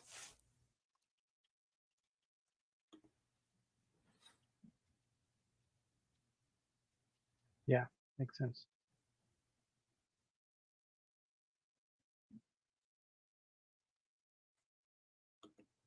filter already selected result. Yeah, so I think we already put that down. Yep. So when we send HTML from the back end, do we create the HTML manually with text blocks? Yes, or some other string concatenation. I am still trying to figure out a component model for HTMX and the front end and back end and stuff like that, but we're nowhere. I still haven't done enough yet. I know I want to do it, but I just haven't done enough yet. Yeah, so for these things, I find there's two issues with Timeleaf. I love Timeleaf because it's natural templates, which means you can just preview it. The downside is, especially for something like this, it's literally one HTML component, right? It's basically a div with a bunch of buttons in it. And that's really awkward to do in Timeleaf. I mean, you can do it, but it's awkward from the sense of it's not adding all that much. And you then have to deal with the fact that you won't get compile time errors if property names are wrong or things like that. So we're going to continue to basically generate the HTML ourselves. I don't think we've done much other HTML. We did HTML for the search results, but that was using Timeleaf. But I think for these, I think we're going to just generate strings.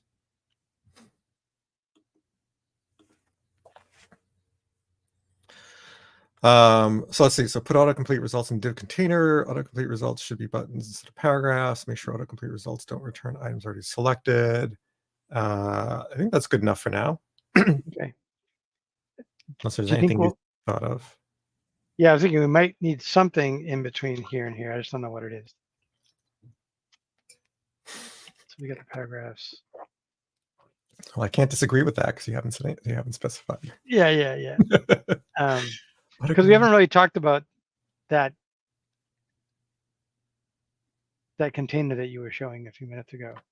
Like when we'll start using that. Or are we just going to use that as an example to write? We're just using that as basically a working example, and we're going to sort of translate piece by piece because what I showed. Reason why I picked it is the code is straightforward enough that I understood it. And there's a lot of stuff it's doing in JavaScript that we're going to be doing on the back end or with HTMX elements. Got it. Okay. So it's basically our guide, my guide. Yeah. Yeah. So let's do number 23. Okay.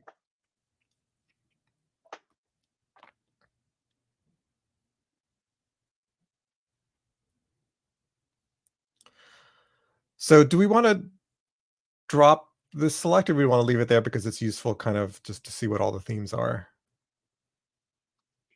in the UI? I noticed it's been kind of handy for us to just reference. Meaning the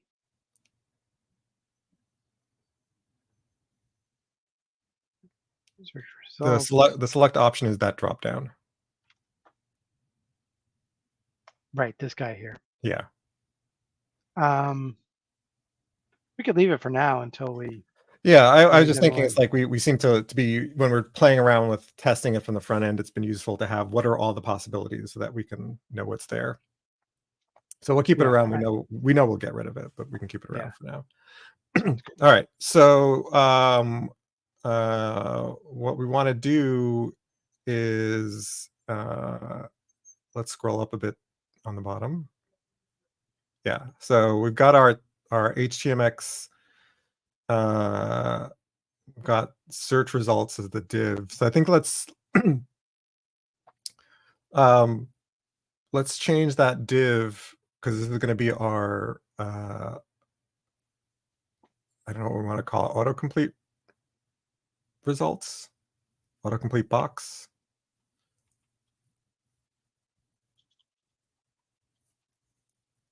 Do we just break things by just changing that name manually?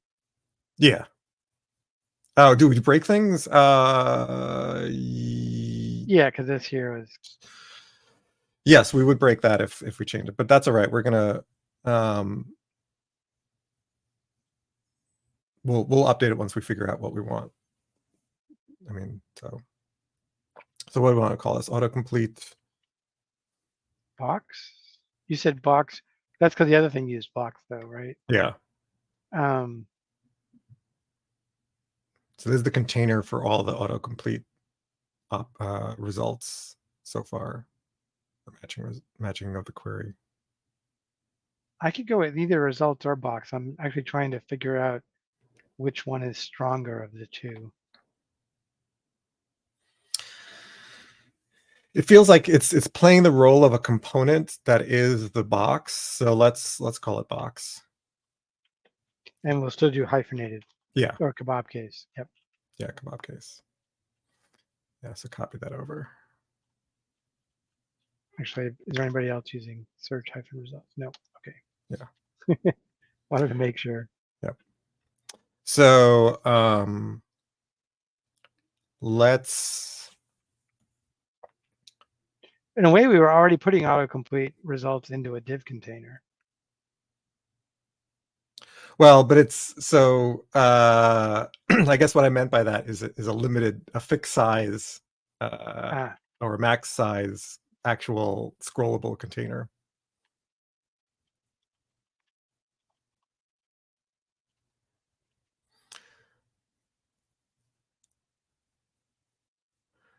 So let's are we writing our own CSS? Do we even have we CSS? Yet? I guess we're not doing any. We don't have any CSS here. No. All right, so let's write some CSS. Separate file or inline? Let's start inline, and then we'll pull it out into a separate file. Okay.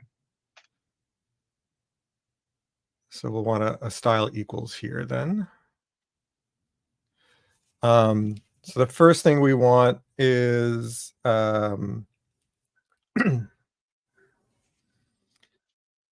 want the height to be of a maximum size. So we'll say max dash height. Nope. We might want to use that, but not yet. Yeah. And how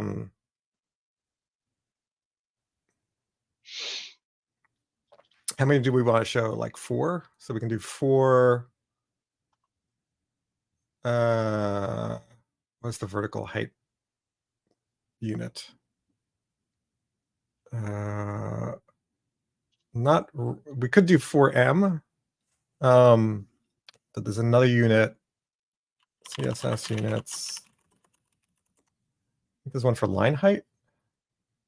Yeah, LH.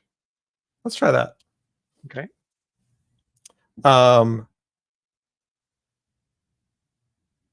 Let's also put a border around it so it makes it clear what it is. Right. Yeah. That stays in here, right? So yeah, so semicolon. Thank you. I was just about to ask. Yep. And yeah, so we want We're setting border to true? No, we want to say a bit more than that. So we're going to say border colon, we'll do 1 px and then solid,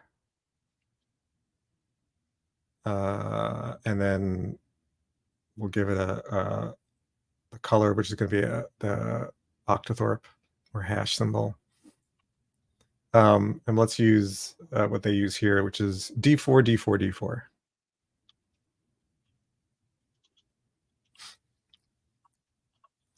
So it's dark, but it's not. But it's like a dark gray or medium to dark gray.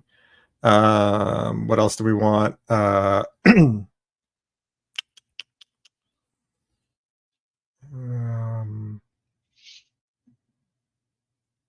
think that's it. So when it starts out, it'll be empty, but Yeah. It's max height, not initial height, right? Correct. Yeah. So what'll happen is basically it'll grow until it gets to that height, Right. and then it will not exceed that height.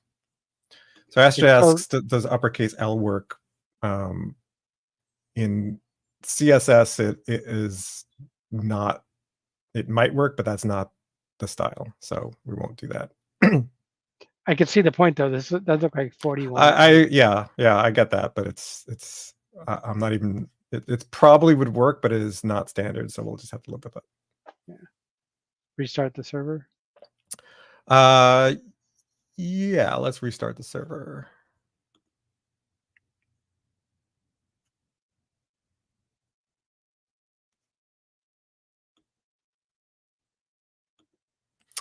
Hey there, SU James. The particular reason we're offering server-side HTML rendering, because server-side HTML rendering is the best way to go in this situation. We don't have we don't really have any state on the front end, and this, along with HTMX, allows us to drive exactly what we want to see from the back end, because the back end has all the information.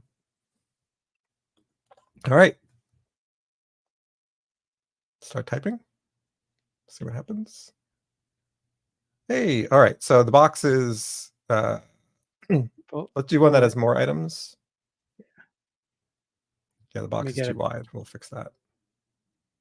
Look at something. G has multiple. C also has multiple. It has the maximum. Yeah, it's totally not pushing the. And I know why. Because we need to fix our I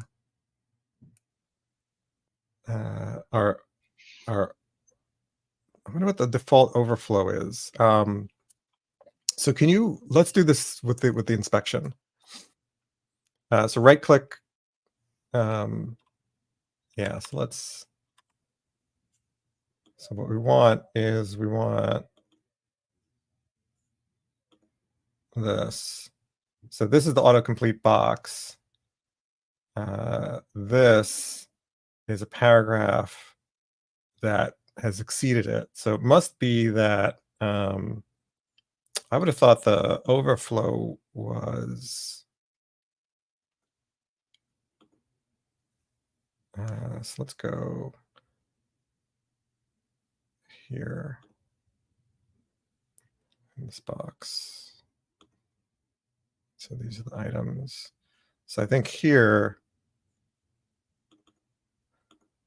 what we can do is overflow y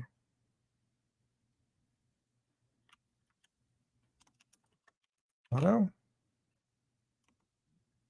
There we go. So now we got it. It's weird because I guess I don't know what the default for that. So overflow basically says, what do we do when items inside the container exceed the size of the container? And I guess somewhere by default, it's who cares? But now this gives us basically a scroll, which is what we want. And 4L seems a bit much. L8 seems a bit small now. Well, part of the problem is we've got too much space here. Yeah. So the paragraphs are causing extra space. We'll fix that on the back end side. Right. Now we know that we need an overflow Y auto, so we'll go ahead. I'll leave it back to you to go ahead and add that to our HTML. Well, I was going to copy and paste, but alas. Okay, so we would go here. Yep.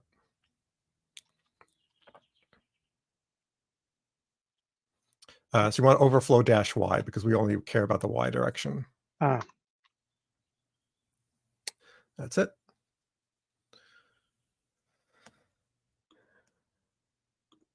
So isn't it more tricky to test routes since you're rendering HTML contents? No. Why would it be more tricky? In fact, to a certain extent, it's easier because the HTML that the browser displays is exactly what we're returning, and so I can be very precise about what we want to show. rather than having to test, does it return the right data, and then have some JavaScript that I then have to test to make sure, does it return that JSON data and transform it correctly to HTML, which is a waste. If you're doing machine-to-machine APIs, sure, use HTTP endpoints. But if you're basically gonna eventually have HTML generated, why translate it to an intermediate process that then has to be translated again on the other side?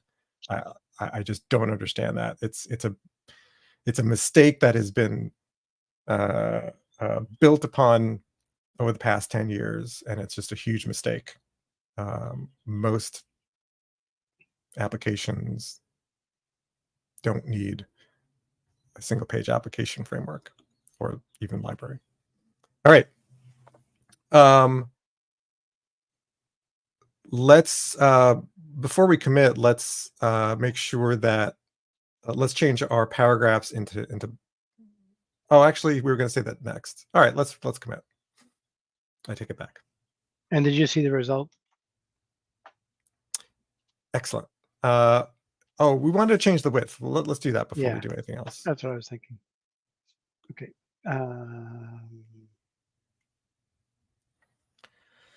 Guess we might as well put it over near max height. Just straight up width. Straight up width. Let's do 40 ch. That should be more than enough. Okay.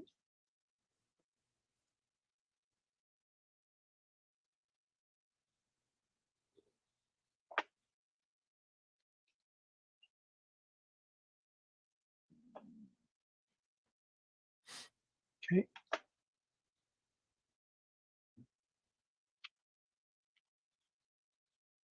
Yep. And we'll deal with the scroll bar issue later. Yeah. Okay. All right, now we'll commit.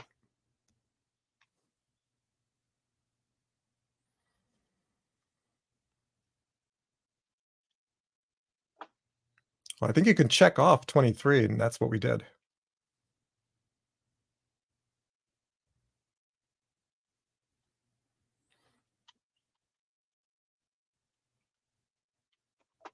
It's kind of cool. You could just say, done.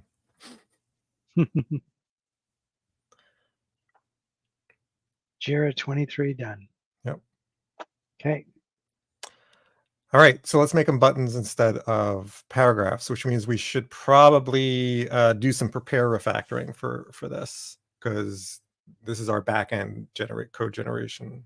So I think we can close our theme finder tabs. That one too. And the repository as well. So what we're going to want to do is where the autocomplete backend code is, because the front end is fine for now. What we want to do is we want to change those P's to buttons. But I think what we should do is extract it out into a separate class. Because we could test through this, but we want to basically test line 34 and start changing that around. And so it's annoying to have to go through this wider method. Gotcha. So you're saying extract this? Well, extract basically the transformation of the list of matching themes to the HTML. Which is basically from here to here. Yeah. All the way to the end. There. Yeah. What do we want to call it?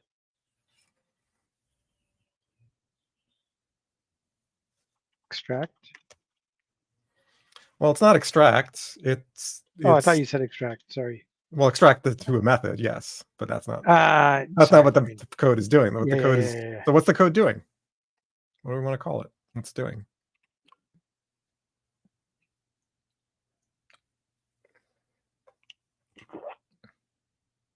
Converting themes into HTML. Yeah.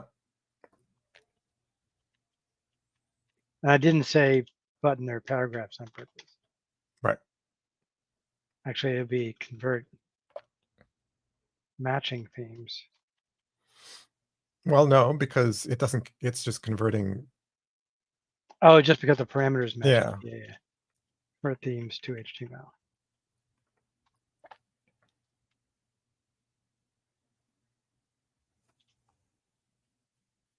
And then we could change the parameter name to just themes. Right.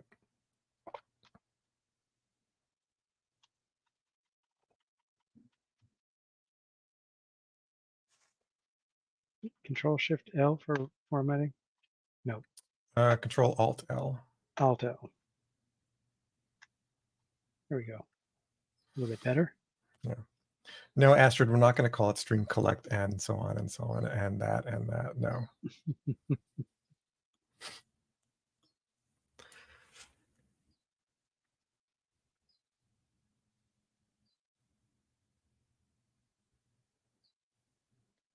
Just wanted to quickly run the test. But actually, wait a second. This is a MVC test, so this wouldn't have run this test, would it? Well, we have tests against this method, though, right? We've got our song theme searcher tests. So Right, that's true. if it had broken anything, like if you go and change the P to a div, you will break an IO free test.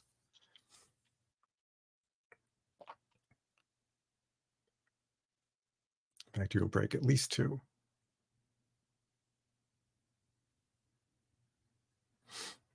At least one. Oh, I thought there would have been more. Oh, because that's the separator. Yeah. Okay. Yep. Yeah.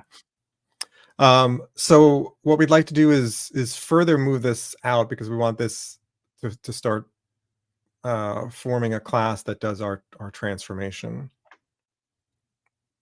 So we can make it static and then we can move it to a new class. Oh, right.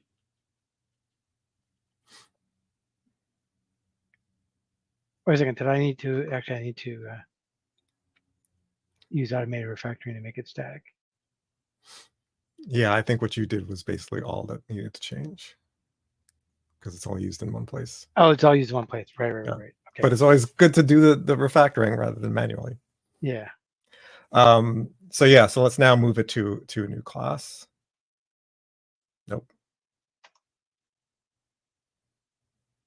What is move? F6. I thought it was.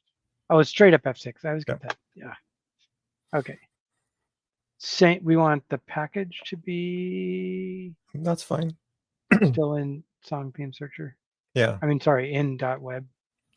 Yeah, so you can do what I usually do here is I type song themes searcher and then because I want the package that it's in and then create a new class name. Yeah. So what do we want to call the class that does? You said this? HTML transformation, HTML transformer. Yeah, HTML transformer.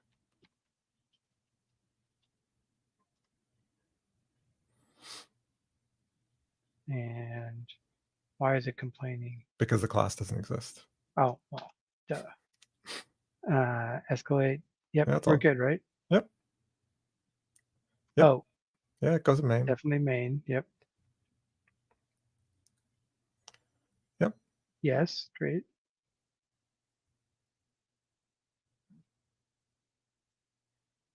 All right. You can run the test, but that should have been okay.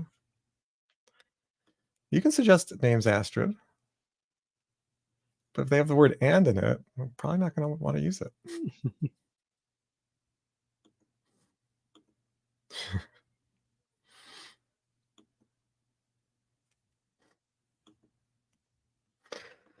All right. Let's commit because we did a refactoring.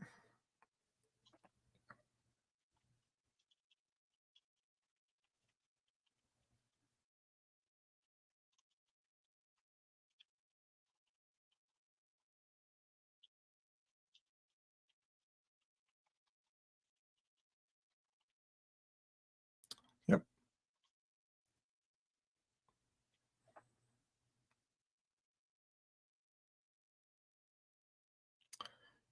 All right. And so now we can write tests directly against that method. So let's write a characterization test, and then we'll change it. Oh, nope. Was it Alt Enter create test? Right, that'll create the test class. Sure, you could do it that way. What were you gonna? You hesitated though, so. Oh, I mean that's fine. There's just a different shortcut. If you know that you want to go to a test implementation, which is the Tell me. Control Shift T. Control Shift T. Right. And then create. It brings up the same dialogue. It's the same dialogue. It's just a different way to get to it. Yeah. Got it. Okay. Yeah. We okay with that name? Because we. Yes. Okay. And this would go in that package. Yep. Okay. Yep.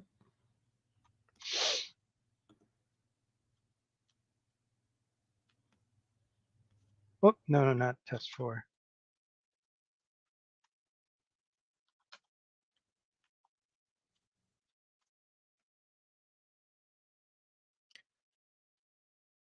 Move this to the top.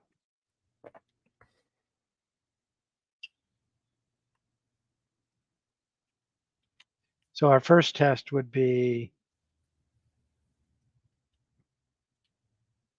a characterization test, like you said. Yeah, so we want one that has multiple entries.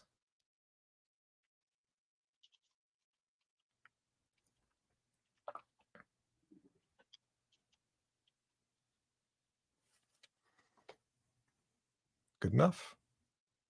Cool.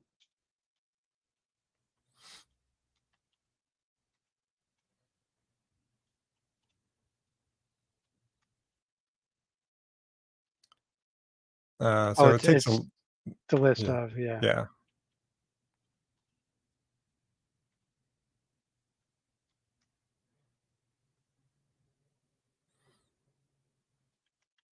I'm clearly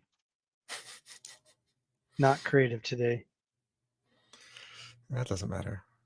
It's more creative than ChatGPT. So. And then we want to pop that in a var.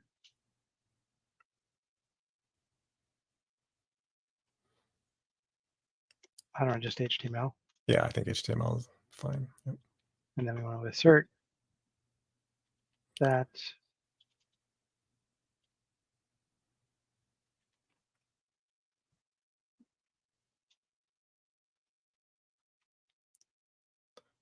is equal to, or Yeah, is we want to be super precise. Yeah. Later on, when we get to more complicated HTML, then we might want to relax a bit. But right now, we can be pretty precise. Okay, and since it's a characterization test, yeah, you can just run it. We can run it. Yep. So it'll fail, and then we'll copy the output and make that our input.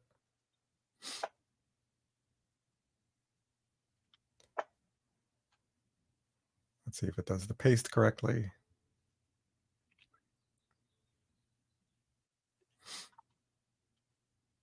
And of course, it didn't. So you'll just have to manually put in a \n. I was wondering if I do it this way. Yeah, then it escapes too much. So. Oh, I see.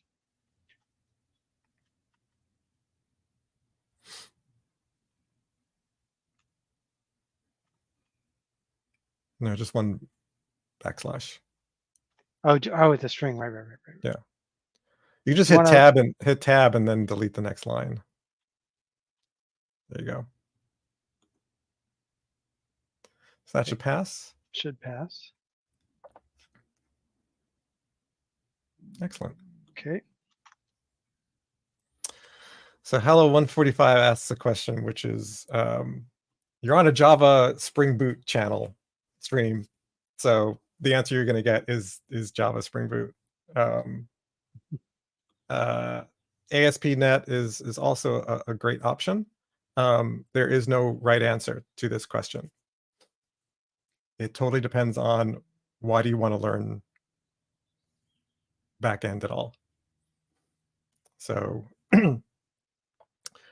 asking about what framework and what language you should use before you've established why you want to learn it is the wrong way around. What do you want to do? Why do you want to learn it? Then you can start figuring out what fits, right? So don't put the solution before the problem.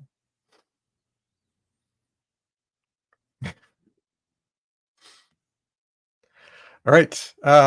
So do we want to do a commit since we now have a characterization test? Yeah.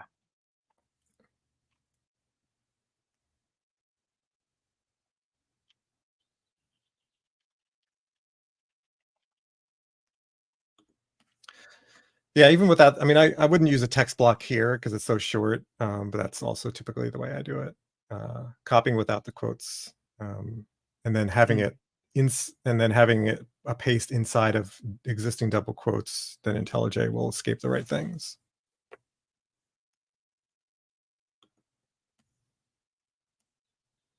Okay, committed. All right. So now, can we pull out the list of into its own, into sort of the setup part of that Yeah, test? Because it's hard to see as is. agreed.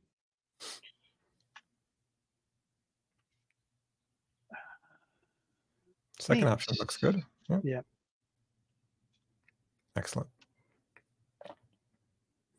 Yeah. Feels All right. that way. Do you want to just amend the commit then?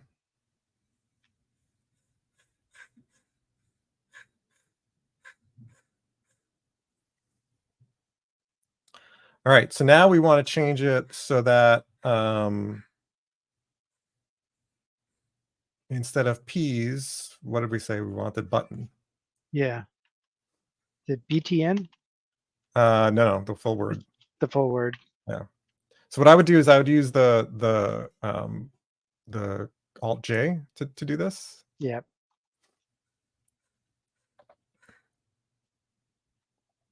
Because you want to change all four. And it's the full word button. Yep. Got it. Done.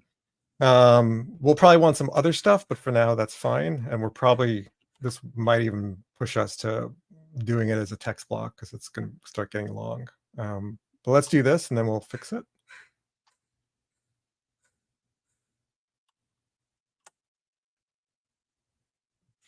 Okay.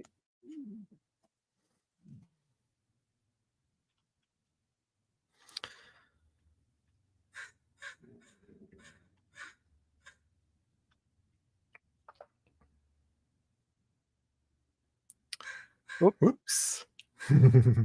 Ah, of course. Yes. So we just go manually fix those, I presume. Well, yes, maybe. Let's go look at them. Okay. So what you're yeah, go ahead. I think I know where you're going with this. Yeah. So do we really care about formatting, or does it just contain Halloween in this case? Yeah. Is that kind of where you're going? That's exactly where I was going.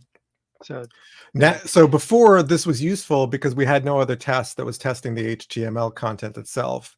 Now we have tests directly against the transformer. And so these are like, I don't care how you format this. I just want to make sure that somewhere in there are these themes. So contains, if I spelled it right. If you spelled it right, yes. And then get rid of. Yeah. So now we should have one less test failing. Yeah. Yep. And then this one.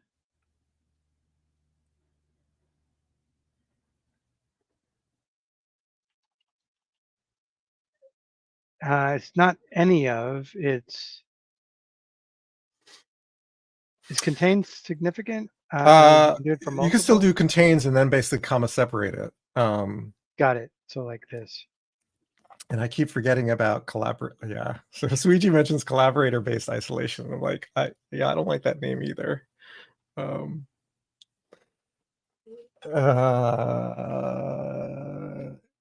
we want to do that?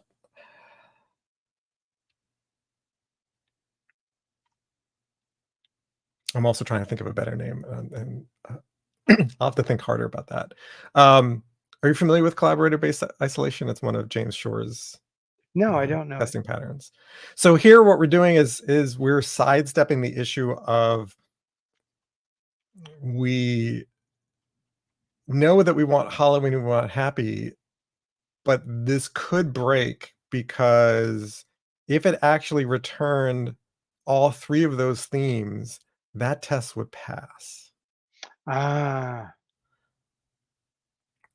So what collaborator-based isolation does is basically we now know how to convert to HTML, and in a sense, and so therefore we can use the same code that the um, oh, the method uses, and so then we can go back to be to an is equal to. gotcha. So use the HTML transformer to convert Right. in the assert. Yes. Got it. Okay. So back to is equal And to. it's something that you want to do when we literally just did what we did, which is you pulled out the thing that does the conversion so you can test it more easily. And now that it's out, you can use it in your tests. Right. So is this let's see, it needs a list Yeah, it needs that to be a list. of strings. So Quick fix should do it.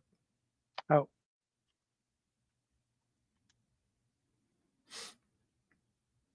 No, it's not suggesting convert it to a list. Really? Oh, that's a bummer. No, replace with text block is not a solution. Oh, that's a bummer. Can you move outside the quote and try it again? Huh. I would have thought it would have done it. I guess not. All right. Really should like know how to do that.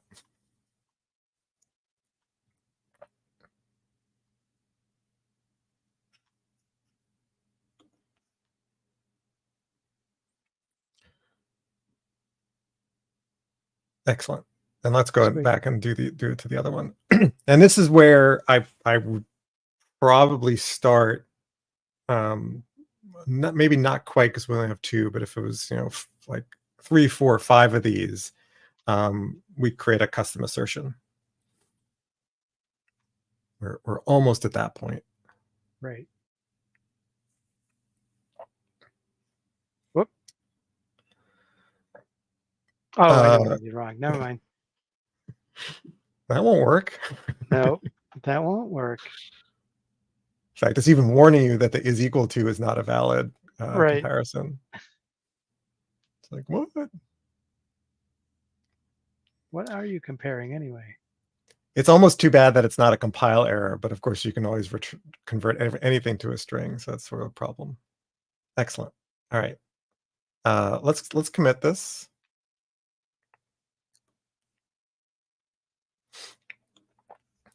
Separate. It's isolating the B together. I don't know what a separate is. That looks French. What is it? Collaboration. Interesting. Yes, Oh, Hinterzimmer is a much better name. Hinterzimmer. Hinterzimmer. That's our new name for. We'll tell James that's our new name for collaborator-based isolation. He'll be happy about that. Sorry, what were we doing here? The commit comment. Um, Now using collaboration-based yeah, isolation, or sure. And we can say why we're doing that, which is to be resilient against changes to the HTML form, HTML transformation.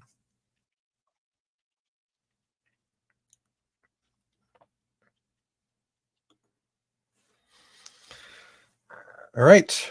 okay. Do you want to take another break? Or are we close enough to the end that we should just push on? Yeah, I think we're getting close enough to the end. And did we talk about end time? You didn't tell me which end time it was. Oh, okay. Probably like 12:10. Okay.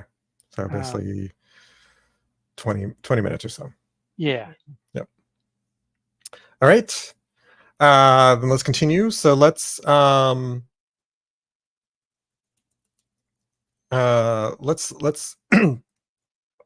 let's add let's just add one more CSS Oh, right. thing, although not to the, we actually want to add to the transformer. Yeah, so we want there. Can we ask IntelliJ to convert this to a text block? Because that'll make this easier. Replace with text block. Yes. Although I don't know why it indented it so much, but whatever. You can probably unindent. Can you do a reformat? See what it does. That did nothing. I don't know why I indented it so far. That's so weird. Let's manually unindent it and see what happens. I usually do one more. Like that? Yeah. But a reformat might push it out. Let's find out. Yeah. Yep. All right, let's leave it. I don't want to fight with reformatting. So what we want to do is want to add a class. So after button. So yeah, I want to say class equals, and in quotes, this is our autocomplete button. Actually, just autocomplete. I think that'll be fine. Autocomplete option, autocomplete suggestion. What do you like? Basically, something that says this is a thing that you can pick. Oh, what was it called in the sample code? Because I thought I kind of liked what it was calling. It was like box and then it was called suggestion button. So we could. I think suggestion works. Okay. Let's do that. It's a little bit verbose, but we're not paying for the, we're not paying by the byte. So yep, there you go. And so let's copy that down. Yeah. To the other one.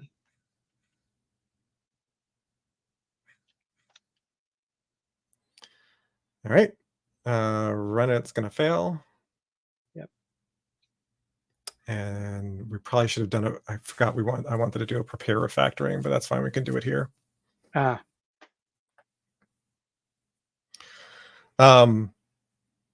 So what I want to do is do a prepare refactoring for what we're doing on the bottom. Any guesses on what I'd want to do?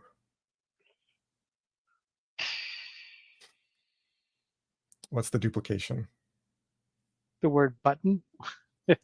Yes, but there's you're more. thinking higher level. Not that much higher level. Basically. Well. Yeah. This part. No. So oh, because you're only changing the class part. Right. So the front is very different than the back. The open is very different than the close. Yeah. Right. So this is for both. Yeah.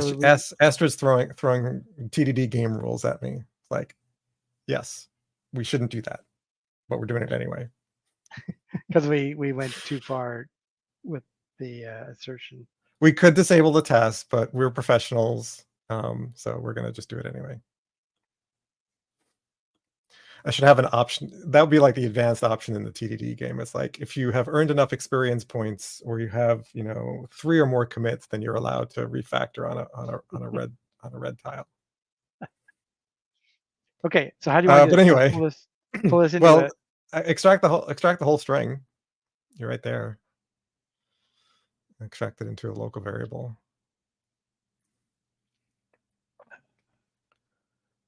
I think we can be more precise about this. It's certainly button something. Button tag.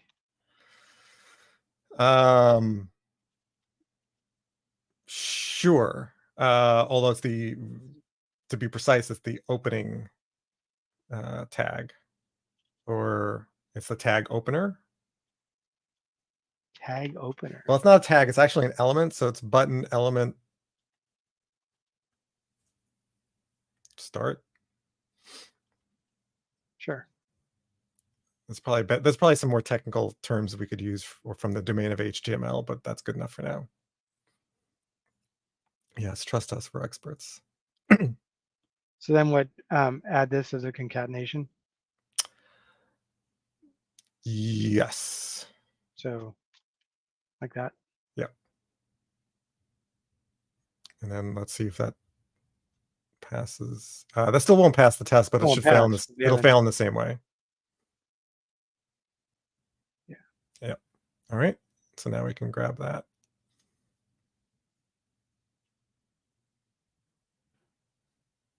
Oh, wait a second. It's not a text block. We got to convert that to text block first, right? Why? It's just a space and. Oh, because it's going to convert the quotes into slash quotes. Oh, I see. Well, that's fine for now. Maybe we'll convert it to a text block, but let's just get the test to pass and then we'll fix it. Yep. Yeah, I didn't see the double quotes there. Okay. Yeah, let's move it to a text block. See, now it did indent okay. It's so confusing. For some definition of okay. Like, I don't know why it, like, I could see it if it indented it. One indent from the Yeah, beginning. one indent, but it looks almost from like here, two. but this one's two. I don't understand it. Sometimes I'll put the opening triple quotes on a new line, and somehow that seems to make it indent less. But I'm not gonna fight the. Yeah. I don't know if weird. I don't think that's any better. No. Yeah. Okay.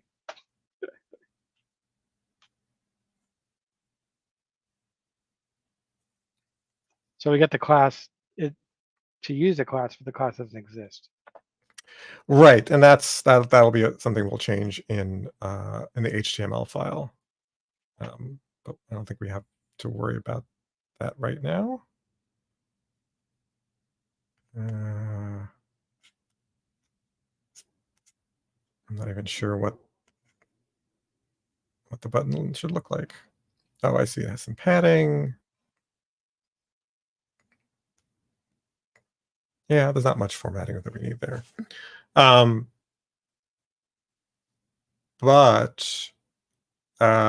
let's. Are we done with our refactoring and we've got our test passing? Then yeah, I think we can go into the HTML and add some CSS for that. Did I miss anything from chat? There's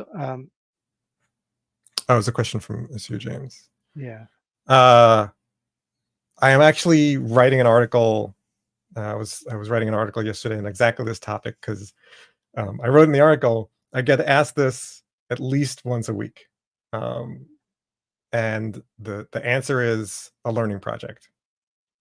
And the short answer of what a learning project is a project that is in some way useful to you or someone close to you that you can get feedback on. And then let the project's needs define what you learn, which is the opposite of how most people do it. It's like, I want to learn Spring Data JPA, so let me go write an application that uses it. And that's really not as good as saying, I want an application that keeps track of the books I've read. And then maybe you don't need Spring Data JPA. In fact, most of the time you don't. So learning project is the short answer. You will not get better by watching videos. You will get familiar with stuff, but you will not get better. And you will not get better by doing leak code things unless you want to get better at algorithms. The way you get better is by writing code that has constraints. So a project that is realistic is the best way to go.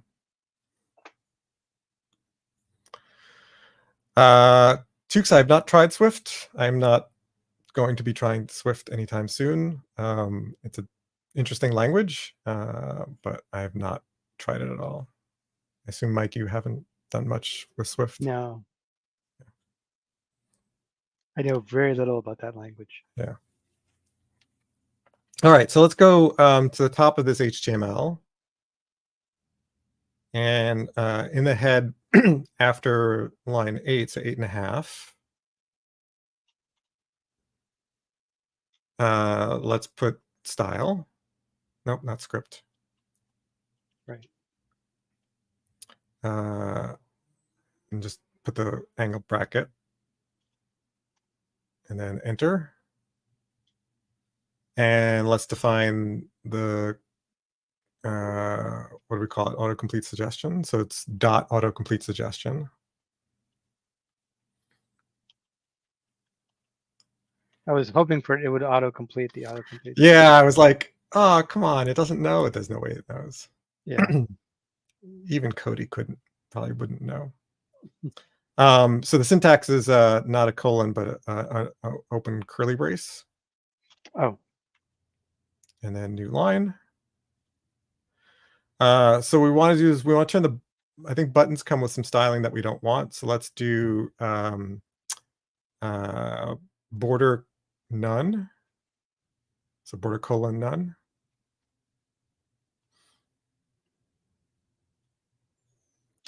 And what else? Oh, text align left. So text dash align.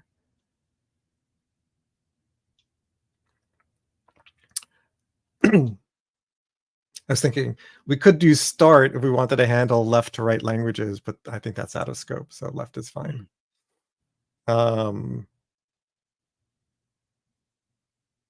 Let's do background color. We can just do white. Can always change that later. I think that's all we need. We might need some padding, but I'm not sure how much. So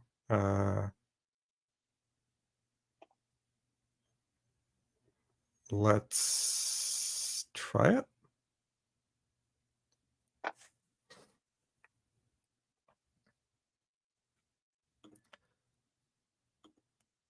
Yeah, Swift is like you wouldn't be using Swift unless you're coding for pretty much like an iOS, iPhone. I mean, I know some people use the language for other stuff, but it's got its problems, from what I understand. Like it was supposed to be the next generation, or what it is the next generation after sort of Objective-C. But I understand that there's some issues with its typing.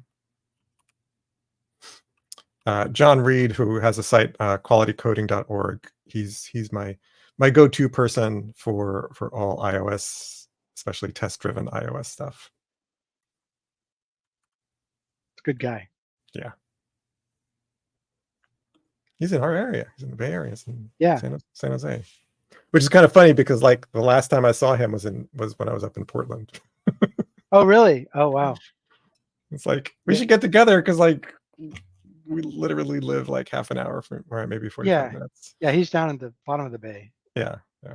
I've met him for dinner a few times down there, and for conferences, obviously. Okay, so I restarted it. Let me just make sure I did. Yep. So now.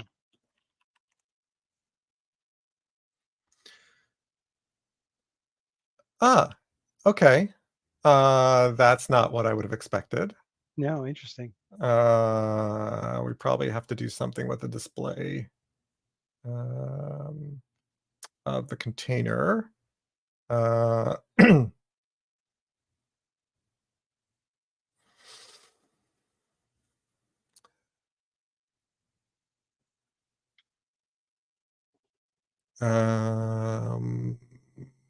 don't want flex. Do we want grid?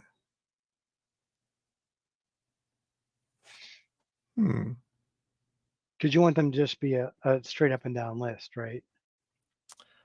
I think we want I think we want in. Go ahead. What about looking at the code example? Yeah, that's what I'm looking at. We want an inline block. You want it? Oh, you already got it? Okay. Yeah, so let's test it out here so we don't have to take a longer round trip through the thing. So let's inspect.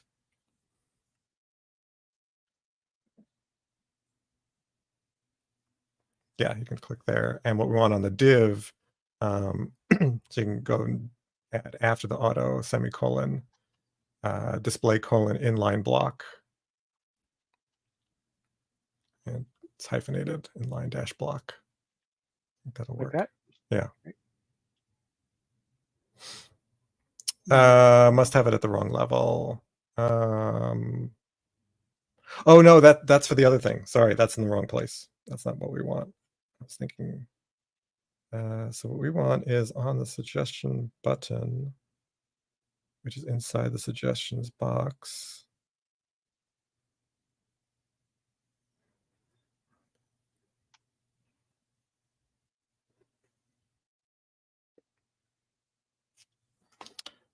There must be a style I'm missing. Do you want to share a screen so I can see what you're looking at? I would if there was anything to show, but there's nothing. Oh, I see what they did. No, that's not it. Let's do it this way. So let's do, because we want it on the div. We want the div. So let's go back and add after auto display colon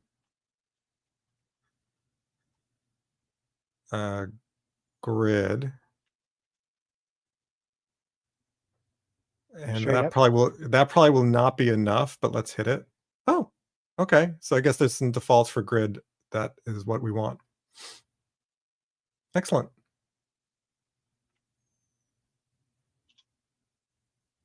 And if we click on one, it'll behave like a button.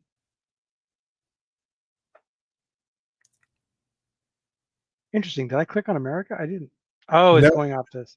It's Yeah. going off the search window, not the right. actual. And so when you clicked on a button, it executed whatever was in here.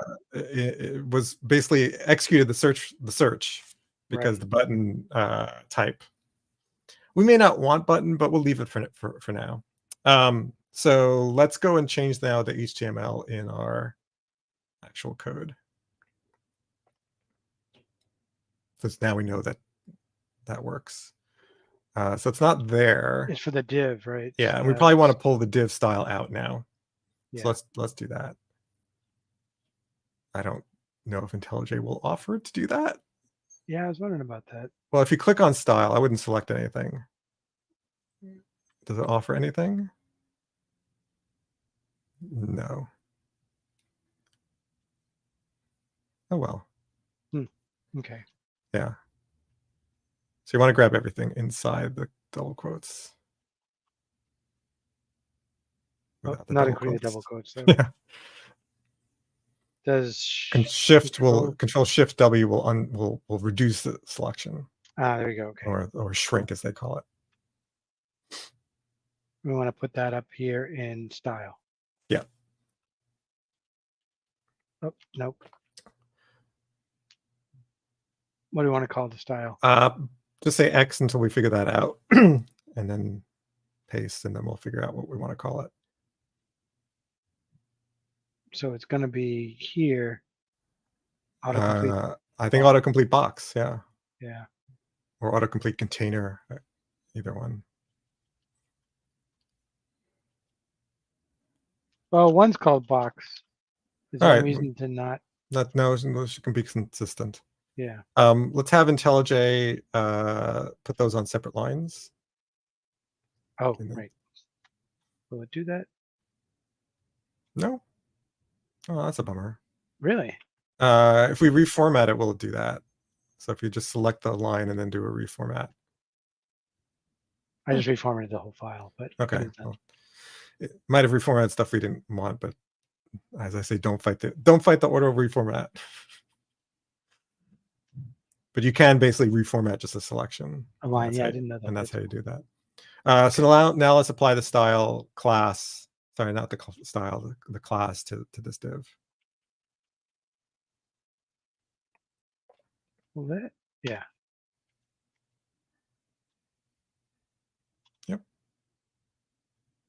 All right, so that should now work.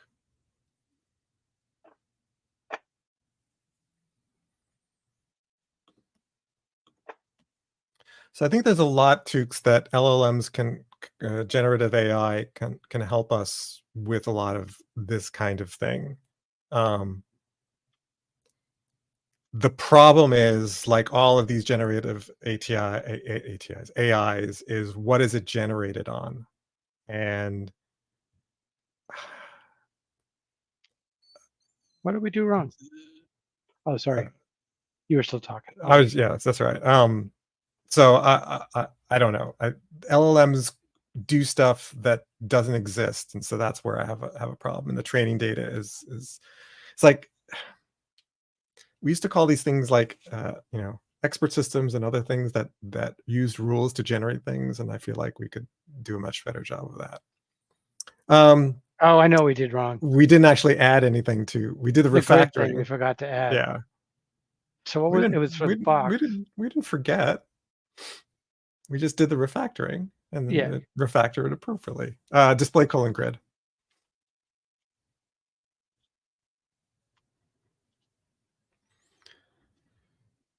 And I'm going to have you have IntelliJ sort those because I like them sorted. Ah, okay, cool.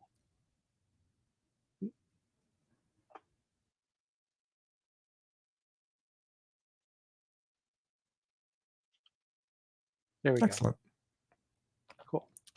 All right. Okay, sorting. So if you select those, I think under code, the code menu.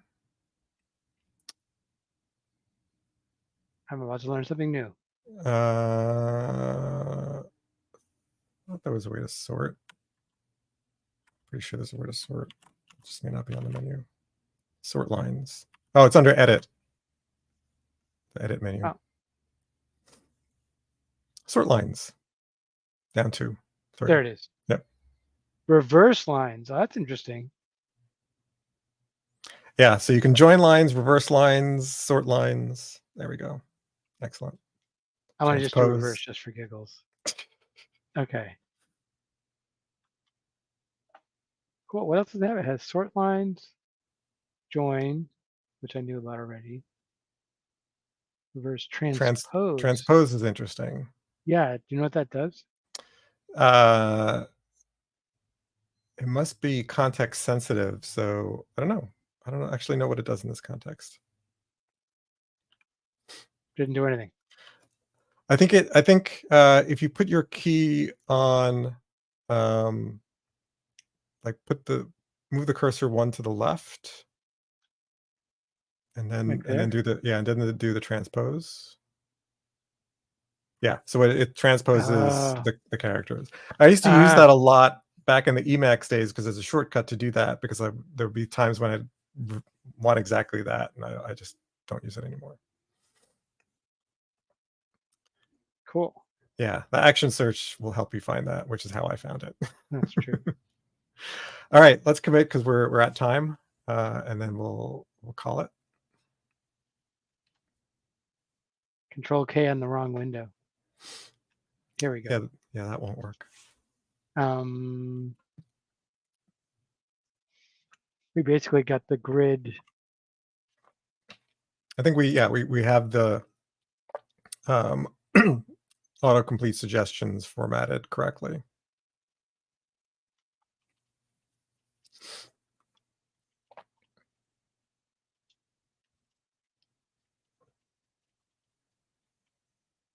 That's it. Commit and push. Yeah.